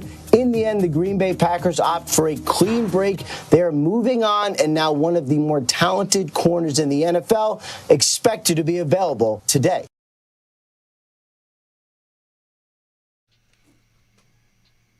Ian Rappaport, Jair Alexander. I saw just moments ago that Alexander signed a big extension in Green Bay and didn't play a lot. And same with David Bakhtiari. They've signed two of their core guys to big extensions, and then both got hurt and barely played. Like Alexander might have played half of the games after signing his big extension. Yep, if that. 30 out of 51, and David Bakhtiari played 13 out of 51. Both signed their extensions in late 2020, and out of 102 potential games between the two of them, they got 43. That's tough. Which is a shame for Alexander, especially because I've seen a lot of this on Twitter since he got cut. When he's been on the field, when he's been healthy, he's the best corner since he entered the league. But he's just not on the field that much. He's never on the field. He's never, ever on the field. Which, and it's a shame, because if he was, I mean, the Bills, I don't want to say they need a corner. No, I think they definitely But I would love one to be a stud. But this guy's not healthy enough to warrant, I think, signing over anybody that they have right now. No, if you were going to sign him over anybody, it would be over Trey White. And you already signed Trey White. Yeah. And they would have known throughout the whole spring. There were comments made by Brian Gutekunst going back to February that this relationship is over. Yeah. The Alexander and the Packers. So, I mean, the Bills probably, and most NFL teams would have known this guy's going to come available eventually. And they said, we're good. We'll go Trey White now rather than in 2 months sign higher reward probably, but maybe also a higher risk signing. Not that Trey White hasn't had his own injury problems. Yeah. Trey White, doesn't it feel like he was gone for years? Years. It does. He kind of was. He was just on the injury shelf. Right. That's probably what makes it feel like he was gone for so long. He was not. Like, how many games has he played in the last 4 years for the Bills? Ooh, for the Bills. Yeah, last 4 years. He was only gone for one. Yeah, his last 4 years games played in 2022 at the Bills, 2021, 11, 6, 4. Those are his last 3 Bills seasons, and then with the Rams and Ravens last year, 11. So he's not played. So since how about this? Since Thanksgiving of 2021. Yeah. He's played 10 games? 10 for the Bills and 11 last year. So 21 games since Thanksgiving 2021. Okay. Yeah. If he doesn't get hurt, do they just re-sign him and keep the party rolling? Sure. Or did they even need to re-sign him? Wasn't he under contract for a lot of years? Yeah, so here's Alexander. He signs his deal and then starts getting hurt immediately after the fact. How soon into Trey White's extension was he getting injured? He signs his deal 4 years, $69 million in 2020. Yeah, and 2021 is when he gets hurt. Okay. So a year and a half in? Actually, really, the other way to look at this, is this right? He wasn't fully through his rookie contract. His rookie contract is 2017 through 2021. So was his new extension not even kicked in yet by the time he was starting to get injured all the time? Because that's tough. That happens, yeah.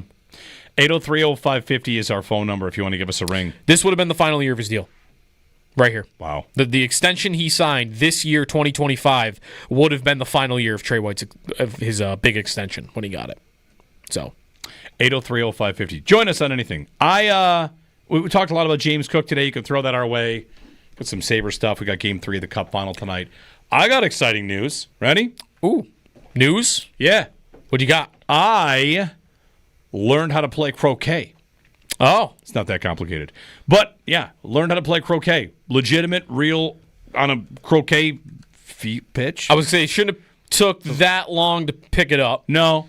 one game, and then I learned the strategy and understood the strategy. Over there at Delaware Park, they've got those croquet courts. Yeah. So, yeah. Family has a membership over there. My stepfather-in-law has a membership. Family went over, learned how to play croquet. Nice. How'd you do? Pretty good. Yeah? Yeah, it's challenging, and I had no idea how much strategy there was involved. Knocking other players out, playing with teammates. Yeah, there's defense. Yeah, right? I would croquet. I probably would not have thought of croquet as a top-tier lawn game until yesterday. And now I'm ready to say, like, in a lawn game draft, and it's lawn game season. Oh. Lawn game draft. Yeah. In a proper croquet, anybody can play it. Yeah. Doesn't take a lot of athleticism, some skill, some strategy. Have we as a society outgrown it, though? Because you don't see it very often. No, you don't. If I go to a local sporting goods store and I go through the lawn game section, I'm not even sure I'm going to see croquet. I think you would see croquet. You think you'd still see it in stores? Yes, I think you'd still see it. I don't see people walking out with it. I think the problem that croquet runs into is in order to really play it, you probably need the kind of grass that I played on yesterday, not your regular mowed lawn. Like, what did we play on? We played on effectively a fairway, a nice shortcut lawn game kind of. And croquet is, I mean, are you going to cut your grass like that? You don't think you could play it well on like the amount, the height that you normally cut your grass to? Nope. I really think that's what it is.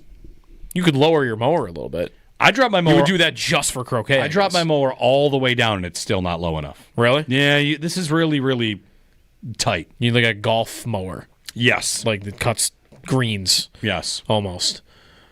What's the number one pick in a lawn game draft? Not croquet. I do like croquet. I've not played croquet since I was a kid, so maybe I shouldn't judge it fully. The number one lawn game is going to be, let's see, you got can jam here. You got horseshoes, right?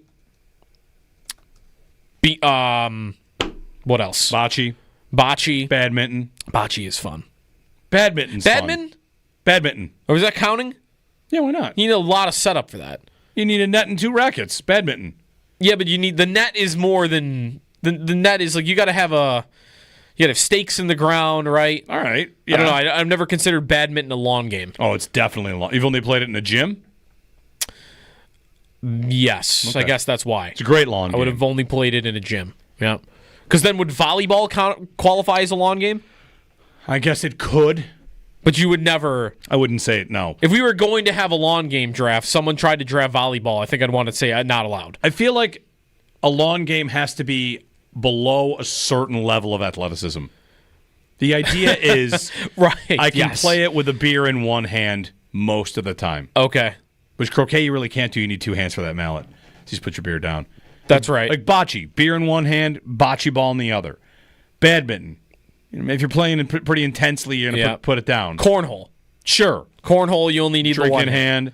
Definitely only need the one. Can jam. I played for the first time about a month ago. Is this even a common game or just one person has it? Washers.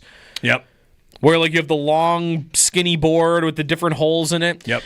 Maybe it was this board, but there were 3 of the 4 of us that had never played this before. And one of our buddies had played before. They were his boards. And we played this game for 20 minutes, and the 3 of the 4 of us never got it in. Not one time. So I don't know if that game is just hard to pick up or it was that iteration of it, but I feel like it could be a fun game. I just could not do it whatsoever. What's the game with the 2 balls with the string and you throw it onto the shelves? Ladder ball? Is that what it's called? Yeah, ladder ball. Ladder ball? This reminds me fine. That the most fun lawn game ever invented is Beersby. I will go to bat for ladder ball. Wait, no, he's right. Beersby. If you've never played Beersby, 2 poles right across from each other. Yeah, with a bottle on the top, and you throw the Frisbee. Yep. That's right. And I always forget. You try to hit it. Yep. And then... the other team can catch the Frisbee or the bottle. Or if you have 2, you could try to... Yep. It happens so quickly, though, that you and your partner got to have really good chemistry to know, like, who's going for the bottle, who's going for the Frisbee if it hits it. You ever play that? That is a great game. It's awesome. I think of that more as a beach game, though. But again, I'm just doing where I've played it, I guess. I do, too, because I had a buddy that dove trying to catch the bottle and smashed a bottle on like hard ground. So we were like, that's this why is beach only now. A lot of those games will come with a plastic bottle that's reusable that goes on the top. Yes. Like don't actually use a glass bottle. Use a plastic Or bottle. if you do use a glass bottle, I've seen like you just use hockey tape and just tape it. Tape it up real tight. Thick as you can get it. That makes sense. Yeah. That is a great game. Right. I might, if we were going to, that would be in my top 5. I would go to bat for ladder ball. Jeremy, you remember when we had ladder ball at the cottage and we would play that for hours and hours. It was the best. That's cornhole. There's another game, if anybody has ever heard of this, it's called like Viking chess. I think it might also be called Chubb. What? Yeah, I know. I'd never heard of this either. So we're lawn game radio. Hey, welcome to June. Minicamp's tomorrow. We'll get a little more James Cook tomorrow. So look up Viking chess. The way that it works is we played it at my brother-in-law's bachelor party, and all you do is somebody brought this big set. It's a bunch of wooden blocks, and you set up 2 lines, and you're throwing something at something, and I would have to relearn it and relearn the strategy. But we played it for 3 days straight, and it was either really fun or we were just, having a good time drinking beer playing a lawn game. Yeah. But it was a ton of fun. Chubb? K-U-B-B? Yeah. Viking chess, like it might be invented in Scandinavia or something. Yeah, it looks very odd. I don't know how. This is the type of game where I would approach this little field with... You have the 5 little blocks on each side and then a big block in the middle, and I would be very intimidated by that and just like walk away. I've seen this before. I've always wanted to play this because this is way back, and this might unlock a memory for some people, but in elementary school, we used to play bowling pin dodgeball, where you would have 3 bowling pins set up on either side of the gym, and you'd play dodgeball normally, but as soon as you knock down a bowling pin, everyone that you have tagged out on the other team, they can come back in. And it's like the goal is to knock down all the bowling pins without running out of people, but if you knock down a pin, you let the people out. This probably isn't how this game is played, I'm assuming, but the setup reminds me of that. I don't know why, but it looks interesting, though. Okay. Have you ever heard of the game called First and 10? No. I guess it's Frisbees, but it's like little... Jay Harris is texting me about it. His father-in-law actually invented it. This looks like this could be a good one. It's a mini field goal post. Like a football field goal post, and you have to throw the Frisbee around the field goal post. That might be hard, though, to get it around that thing. If you hit it, maybe it's a point, too. I don't know. Spike ball, also great, although it doesn't fit your qualification of you don't have to really do anything athletic. Spike ball, you got to be pretty athletic to do it well. Yeah. What else? Anything... Lawn darts. I was in a beer Olympics a while back. I'm trying to think of all the events. Yeah. How many of these are recent? I mean, cornhole is not cornhole. Can Jam is like within the last 10 years, right? Or does that go back further? It goes back further. Okay. Just cornhole? Oh yeah. Okay. Cornhole. I mean, without knowing this, I want to say cornhole goes back like 50 years. In the 60s? Yeah. We were playing cornhole? Yeah. I mean. You could convince me they were playing cornhole in the 1800s. Cornhole was invented in 14th century Germany. There you go. All right, good. Okay, yeah. That's like the lore part of it, but a more concrete origin story is the 19th century. Yeah. So 1800s, perfect. Yeah, like, hey, let me see if I can throw this in there. All right. Yeah, done. that's right. Have you ever ventured into these like golf chipping cornhole games that you see? I have the game Chippo, where it's like a cornhole board, and you hit off a mat, you hit the golf ball into the spots. Yes, I have one of those. I've never ventured into those. I've seen them. You guys ever seen the fun, big golf? but people who could do it. It's like the club is bigger, the ball's like a softball-sized ball, and the hole is like a big can. Yep. And you like set it comes with like I think 3 or 6 holes, and you just set them up wherever you want, and it's like. It's so much easier to put the ball in the hole, but it's also like if you miss the hole on your first shot, you're probably not going to do very well. Like the hole is only like 20 yards long, but if you get a hole in one, it's like an average score. Yeah. A hole in one's average? I think so. As long as the way I read the scoring was like, yeah, you're pretty much going to get this in 1 or 2. The YouTube chat is going off about this. I do not believe that slip and slide, though, is considered a lawn game. You do it on a lawn, but it's not really It's not a game. Doesn't count. No slip and slide? Not giving it? That's right. It's not a game. No. It's not a game. Water balloon tosses on here, too. Now we're just doing field day in school, I think. Nothing wrong with that. Those are fun days. No, those are fun. Potato sack race. Of course. Always fun. 803-0550, 1-888-550-2550 if you'd like to join us. Jeremy and Joe on WGR. It's a Monday. It's beautiful. Going to rain a little bit. Look at a little bit of rain. Nah. I thought it was supposed to rain a lot more this past weekend. Looks like tonight we get some rain. Yes. We also, I think we are done with the super cold temperatures, right? Can I say that? Knock on wood. We're into June. It's been pretty nice, 70s and whatnot. I don't think it's going back down to where it was 2 weeks ago. But when are we going to get the, we're going to figure out James Cook tomorrow. When do we get the rivalry jerseys? Is that coming soon? That's a good question. Do you think we'll not get that until like near the season? July, there's nothing happening in football. If the NFL wants to steal some storylines and stay in the news, I mean, release one a week. There's a bunch of teams doing it. Release one a week. But I have no idea. They haven't said when they're releasing that or when they're coming up with that. I saw more mock-ups this weekend. That's why it popped into my head. Did you see Bills mock-ups? Bills mock-ups. Yeah. Are any of them good? No. Remember I showed you a Nickel City silver one? That is still the best one that I've seen. All right. Nothing that I've seen that beats that. Everyone wants to do the Zubas. That's what I want to do. Yeah. Sometimes they just look too... I think they got to be a little... They're too wild. Like the whole pants being that's too much.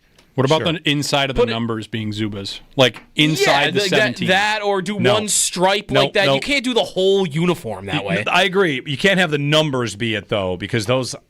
It'd be hard to see. I need people to be able to see the numbers, and for them to be borderline camouflage is tough. That's true, yeah. Yeah, but give me the Zubas. I'm into it. Game 3, Stanley Cup Final tonight. Let's go. Betting the Oilers? I don't know. McDavid's over-under on points is 1.5, and it's minus money. That's crazy. Minus money on 2 points. How about Rodgers getting 1 year, $13 million with the Steelers? Is there anything weird about that? It was lower than I thought it'd be. Because that's like, isn't that like almost backup money? It's good backup money. Incentives, he can get up to 19. Okay.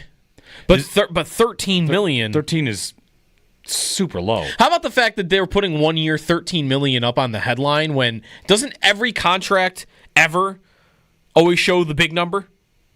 Not like the guaranteed number? Like $13 million, he's making less money than Daniel Jones, Justin Fields. See, this is kind of like when we talked about receiver last week. Sometimes there's pockets of a salary that don't exist for a position. And there's no quarterback making 13? No, between $10 and $20 million. How about this? Between $10 and $33 million. There's only 3 veterans. Daniel Jones, Justin Fields, and Russell Wilson. Russell Wilson makes $10 a year, Daniel Jones $14, Justin Fields $20. Otherwise, you go all the way up to Baker Mayfield at $33 million a year. So there's no quarterback in the league that makes $20 million, between $20 and $30 million per year. Interesting. So he kind of finds himself in one of those categories. I guess he just wanted to play. That's it. He didn't do it. He's not getting big money for it. We'll get a break in 803-0550 if you want to join us on the phones, on the chat. Happy June 9th. Game 3 tonight, Stanley Cup Final. You can hear that game here on WGR. It's a 8 o'clock. 8 o'clock puck drop from Sunrise, Florida, between the Oilers and the Panthers. Somebody goes up 2-1 tonight.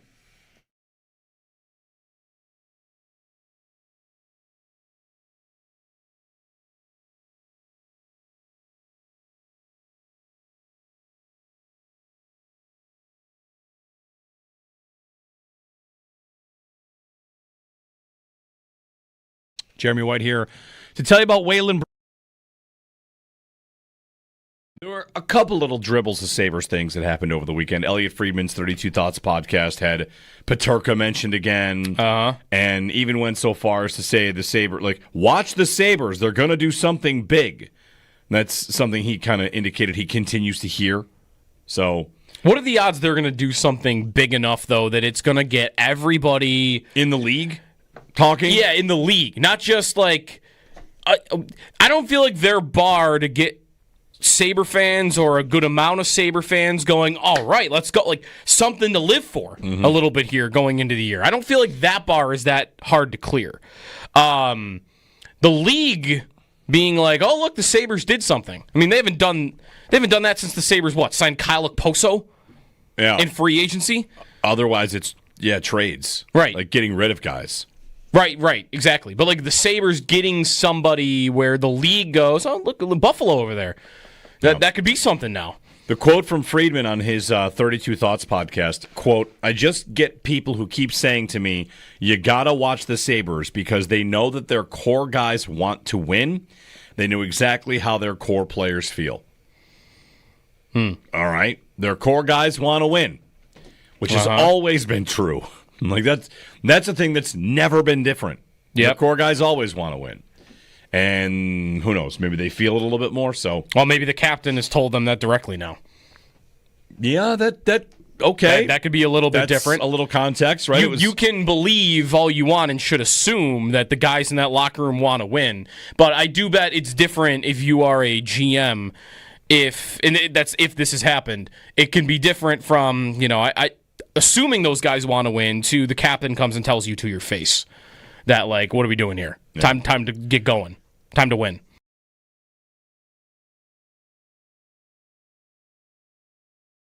Reporting from Adam Schefter. Maybe you've seen something out there before this. This is the first dose of this I've gotten because every step of the way along the way it's been Cook will be there, Cook will play this year, everything's, he'll play it, he'll prove it. And here's Schefter on his podcast saying James Cook's not showing up. Yeah. He said that the two sides are very far apart, which that's not a surprise, but that James Cook is just, he's not going to show up. So prepare yourself, I suppose. Now, I did learn about something, and I'll have to run this by everybody, and run this by you. But there's a former agent who pointed out that if you miss training camp, it changes the way your contract tolls, which even if you play games, and I'll get it for you here because it's why Jonathan Taylor, even when he was holding out, went to training camp. The hold in? Yeah. Which has happened a lot. Jamar Chase did that last year. Right, Jamar Chase did that through all of training camp, didn't he? Yep. For the Bengals? Or most of it? His name is Joel Corey, who tweeted this yesterday. I saw Greg Thompson of Cover One linking this and pointing to this, that under one article of the CBA, a player under contract doesn't get an accrued season with a failure to report to training camp on time. 6 games on the 53-man roster, IR pup, doesn't matter when this happens, that you have to show up for training camp on time or you don't get an accrued season. I don't know if that's in this version of the CBA and that wasn't there for, the last 15 years or whatever, how many times it's been tested. But Jonathan Taylor did go to camp and hold in. And that's why hold-ins happen. Hey, I'm here. Oh, my hamstring hurts. Right? Wasn't that the case with Taylor? He claimed to have a foot injury. Yeah. You just go and you say you have a nagging foot injury and then you don't practice. Yeah. But Schefter's comment is that they're far away, that he's been disconnected from the team and the city.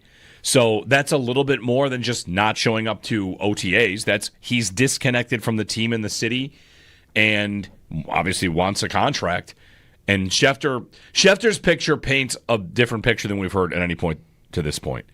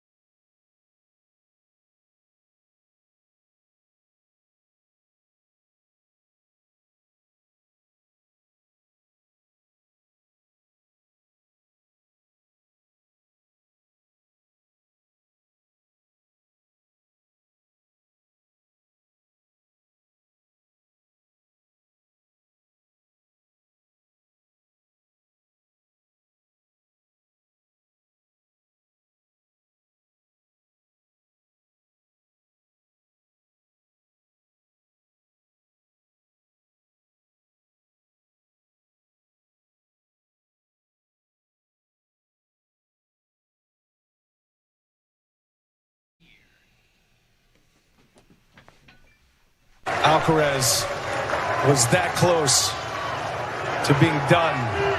And here he is, championship point in a fifth set tiebreak.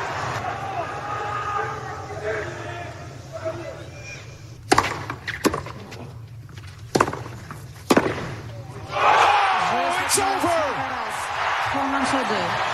Carlos Alcaraz reigns in Roland Garros.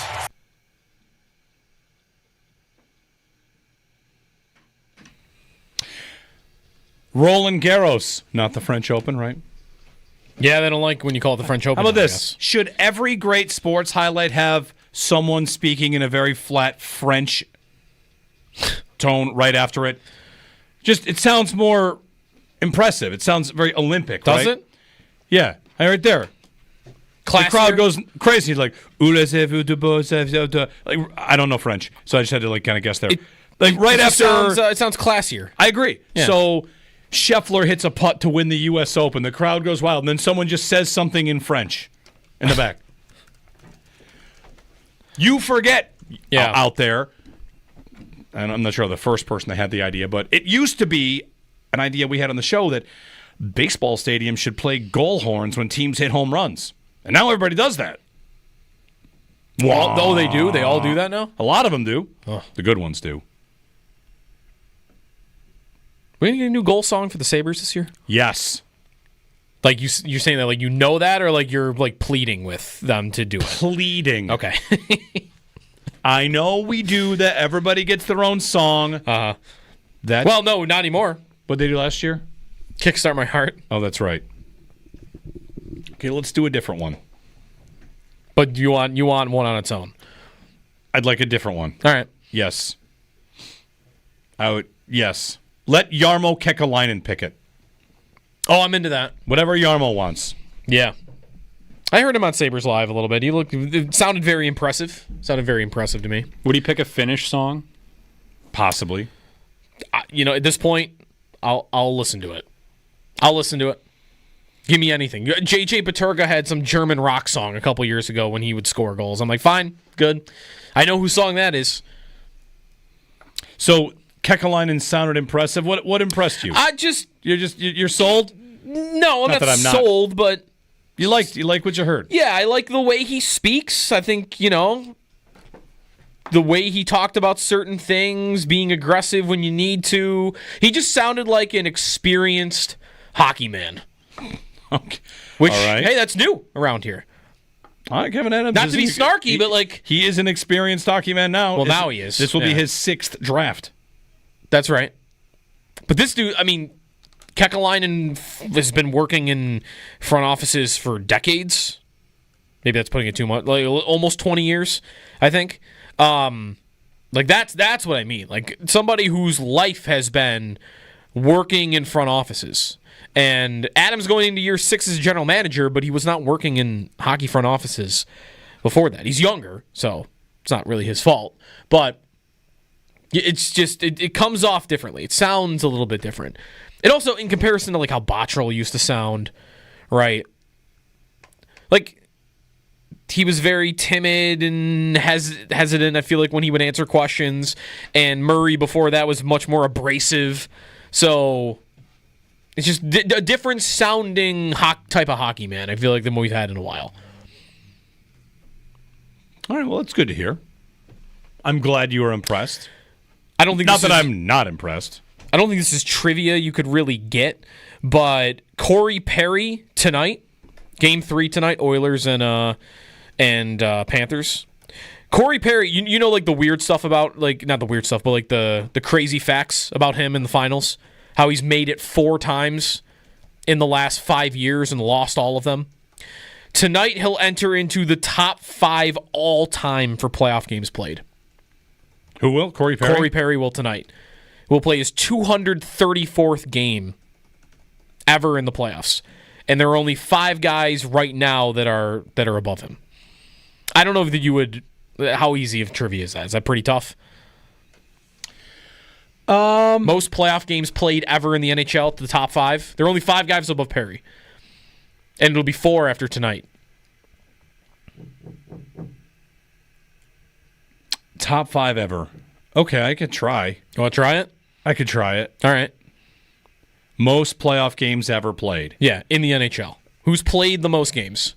Not the most points, the most games. Although all these guys are really good players. In fact, 4 are definitely Hall of Famers, and the other one I'm going to have to look up if he's in the Hall of Fame. I feel like it'll make people mad if he's in the Hall of Fame. Not a Hall of Famer. Okay, so one guy that people would be mad if he's in the Hall of Fame. He's not in the Hall of Fame anyway. And 3 Hall of Famers. Yeah. Like, is Messier and Gretzky on this list? Messier's on the list. Gretzky is not. Okay, Messier's on the list, top 4. Because Messier made it. Edmonton, Rangers. I've been kind of waiting to make this point, but nobody's been dumb enough to make the McDavid's overrated argument this offseason that I've seen. If you think McDavid's overrated because he doesn't have rings, then you think Messier's better than Gretzky. Because he has more? Oh, we're just counting rings. Messier won the year after Gretzky left in Edmonton, and then he went to New York and won another one. Oh, I guess you think Messier is the best player of all time. That was the year Edmonton went to Everybody Eats. Sorry. Listen, we can have fun. It's great. It's fine. Let's have, just a little joke. Come on. He doesn't love an Everybody Eats joke. Yeah, Messier's third all time. Everybody Eats is good. It's very good. Yes. All right. Messier's correct. Yep.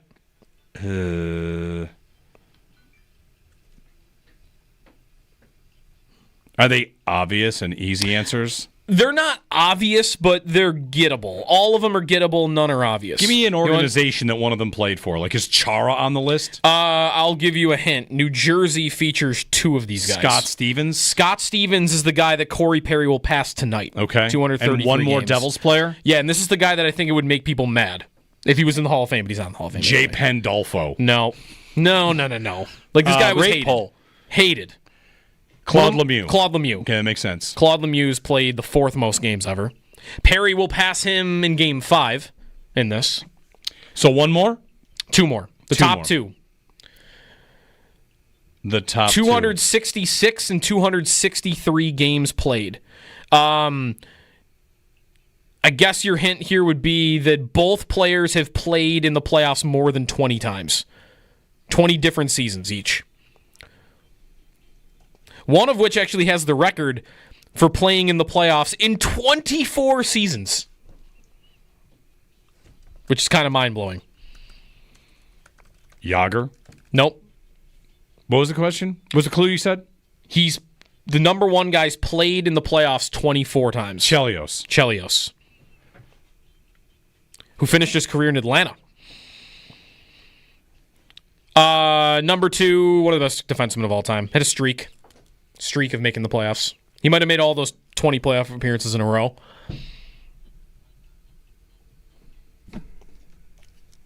Yeah, it's your hint. The playoff streak part of it.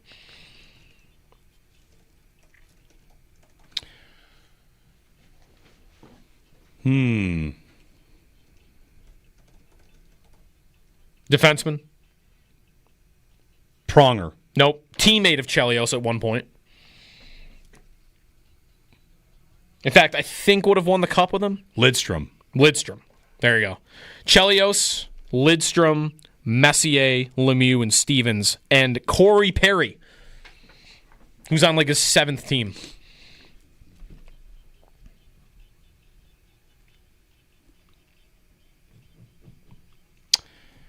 I don't know who. No, that's it. Oh, sorry. I thought you were giving me one more hint there. Nope, that was it. All right, there's the list. Not bad. Who people be mad if he didn't? The guy that was not in the Hall, but Claude Lemieux. People hated Claude Lemieux, right? Oh, for sure. He was most hated player ever. He's up there. He was a playoff producer. One of them. Oh yeah. He did that might have made people even more mad. Part of what makes me mad about Brad Marchand is he goes to the playoffs and he has the most overtime playoff goals in the since his career started. Marchand. Like, I don't just hate him because he's a rat. I hate him because he's great also. He's always in my face scoring big, important goals. Although he's won the cup a lot. He won as a rookie, right? And that was it. So it's not like, the winning part of it isn't the same with him, I guess. Whereas Claude Lemieux won 4 cups. All right. 803-0550, 4 cups for Claude Lemieux. And then there's Brendan Lemieux, a.k.a. the Pain Elevator. Remember that nickname? What? The Pain Elevator. Somebody called him the Pain Elevator? Yeah, it's like the best nickname of all time if he had played for the Sabres and been that. It'd be one of the all-time great nicknames. You don't remember? It would be? Yeah, the Pain Elevator? Among the grain elevators? Oh, okay. Come on. It's 9:43. There was so I much should have been onto that. There was so much potential there. The Pain Elevator. Anyone called? There were people that called him that? Yeah, okay, there it is. The Pain Elevator. Yeah. I never. It was just, I don't remember that at all. I mean, he never played for the Sabres, so. No. That's right. He never got another one of these draft picks like, oh, well, these guys. Yep. All right. Extendo Sports coming up. Then the Northtown Automotive Extra Point Show is on the way. Derek and Zach are in for that. What do we got going on today? You got anything going on today? What do I got going on today? Doing some yoga today. That's the most exciting thing after this. Sounds good. Yeah. Nothing wrong with that. What am I doing today? Getting outside. Lawn work, I guess. More landscaping. Mm-hmm. It's a good time of year for that. June. How about June? June's had a good start here. Yeah, that's right. This weekend was... Other than it's been a little smoky. That's okay. Yeah, this weekend was an elite potential weekend to get stuff done because there wasn't a premier golf event on. The hockey took a day off. The basketball took a day off. The thing is, though, if you wanted to watch that French Open final yesterday, it took all day. Yeah. It was was it a 5-hour match? It felt like 5.5 hours. Oh, it actually was over 5 hours? 5.5. That's incredible. I couldn't imagine sitting. I do like tennis. I couldn't imagine sitting in front of my TV, though, for 5.5 hours watching one tennis match. That seems insane. 803-0550. Extendo Sports next. All right, Sal. So mandatory minicamp for the Bills starts tomorrow. We're at the point where the James Cook, whatever. It's not quite a saga yet. It's been a slow burn here this offseason. And now the latest from Adam Schefter is he does expect him to not be there for mandatory minicamp and says he might not be in Buffalo for quite some time. Looking at this one day out of where this would escalate to another stage, how are you feeling about James Cook's season this year? Not just where things stand right now, but where things could go. Like, how many different roads do you think this could take? Well, I think it would take a lot of different roads. But I think the one thing that you still come back to is, and I think about a lot of what Brandon Beane has talked about, saying that, James Cook, he's confident he'll be playing in a Buffalo Bills summit in 2025. And James Cook is under contract to the Buffalo Bills in 2025. I mean, that's the bottom line. He has a contract, and, he can choose to play a different way, and there's a lot of financial penalties that way. It rarely gets to that point in the NFL, and that's why I feel like it won't get to that point at some point. Right now, obviously the storyline is if he's there or if he's not. It's trending towards him not being there. And I think there's two parts of this, right? There's the Bills part and there's James Cook's part. And there's a lot of talk about, well, what's he going to sacrifice? How much is he going to get fined? I don't know if James Cook and his representatives care about that right now, to be honest with you. Sure, I mean, at some level they care, right? But it's not a ton of money, and do the ends justify the means? Let's take it from the player's standpoint. Okay, if they get fined and, eventually, hey, we're still going to make up this money for some contract we signed, whether that's by the Bills or somebody else or however this works out. So I don't know if that matters as much. And then you have the Bills side, which is, hey, this is mandatory. We want everybody here. And of course they do. They're not going to be happy that James Cook isn't at mandatory minicamp. But his teammates will also know, hey, he's been here 3 years. He knows the system. They'll say all the things that are supportive of him. So I think that, right now you'll get that newsy stuff. But honestly, there's just kind of two sides to look at it. And it really doesn't come to a head until he gets training camp.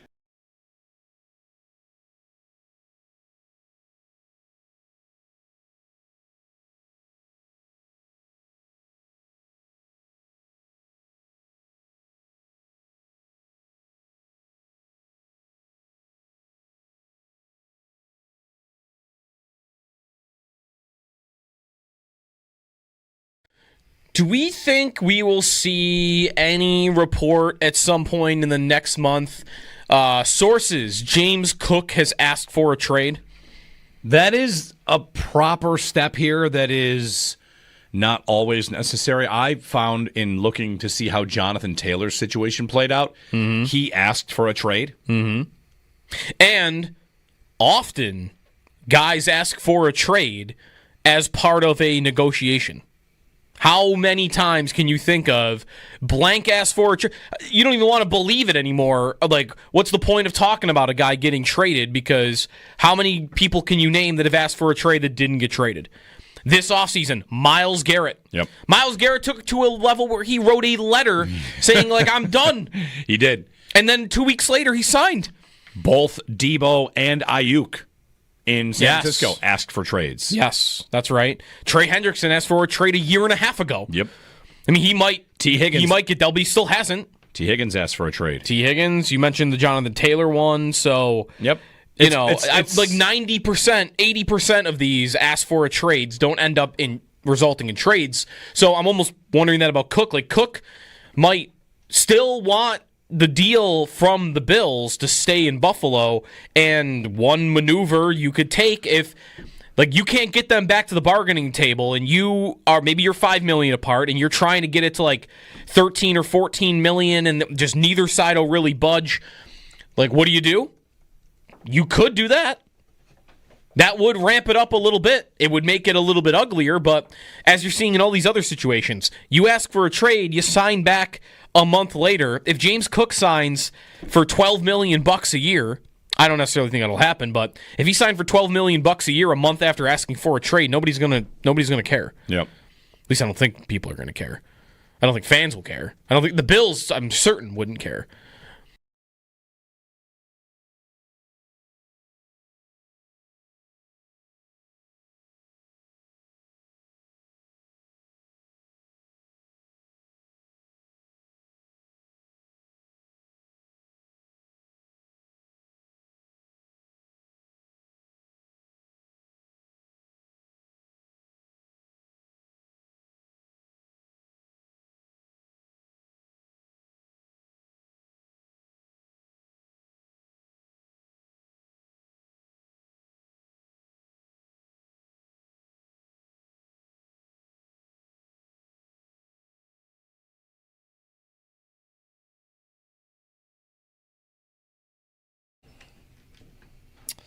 James Myrtle of The Athletic had a report about a half hour ago that before the 25 trade deadline, there was a deal on the table between Toronto, Vegas, and Carolina, a three-way trade that would have sent Mitch Marner to Vegas and Mikko Rantanen to Toronto.